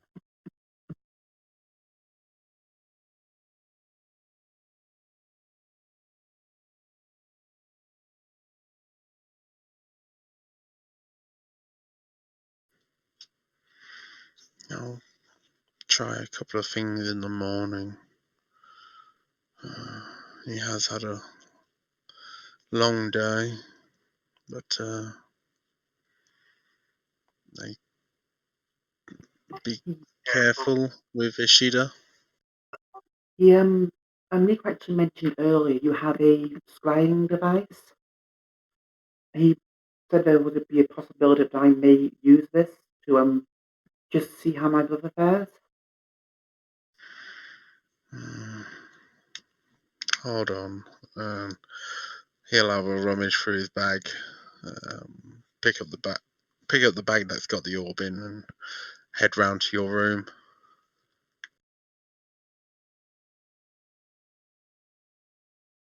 Are you trying not to wake Nico?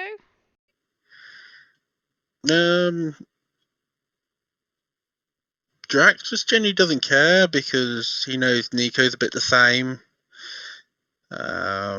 We're sort of just, even though while he's trancing, he sort of can tell when people are moving around, but Drax is just used to getting up, moving around as normal, so he won't really think twice about it.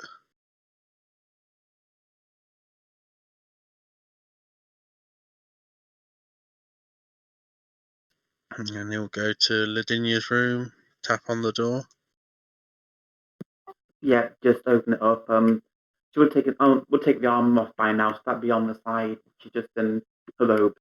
He'll come in, shut the door behind him, have a momentary just glance at Ishida, and then sort of sit down and pull the orb out and hands it to you. And how does this work? Sorry. Hold it in your hands. Focus on the person you want to see. Just hold that thought for a few moments, and hopefully, if it's possible, it will show you what you need to see. Okay, follow the instruction. Just hold on to the orb. Picture Sheridan clearly in my mind, and focus on that for a moment. Okay.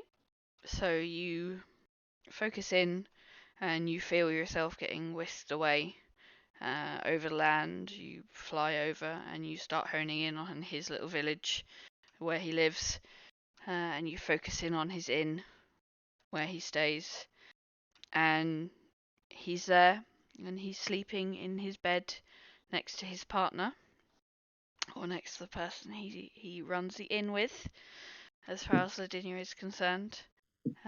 Nothing seems out of the ordinary at the moment, although you do notice there's a few. No, you'd recognise them being a cleric. There's a few sort of medical supplies, so like medicine, herbs, and things around the not your brother's side of the bed, the other side of the bed. Sort of a few bits and pieces that would indicate someone's not well and have not been well for a while. But other than that, they lay there sleeping, and then you come back out of your bubble.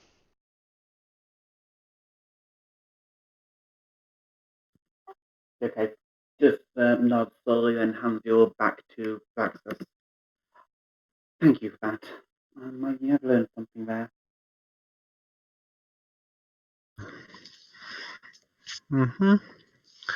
Well, now we've done that, I suggest we all get a bit of rest and then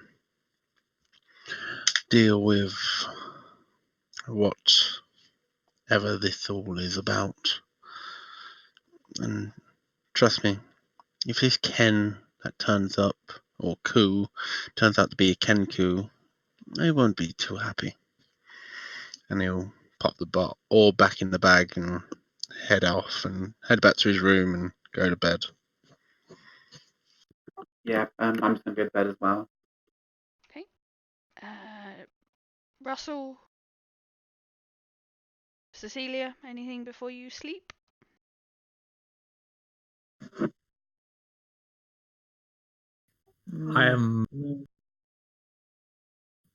I'm completely knackered from a day's worth of travel, so. And nothing from Cecilia? Nope, not tonight. She'll just, after a good decent meal and a bit of drink, contemplating life and fact that we got attacked by giant jellies and honk out for the night. Okay. And we will call that a long rest, and we will call it there. If everyone's happy to call it there. Yep, sure. No, you stole my fur bargain. You stole my elf. I'm not happy. I almost stole the Dragonborn. It was Yeah, I know. close. Yeah, that would have been funny. On that note, I'm going to turn off the stream. So night stream. Nice dream. Night Nice stream. Nice. stream.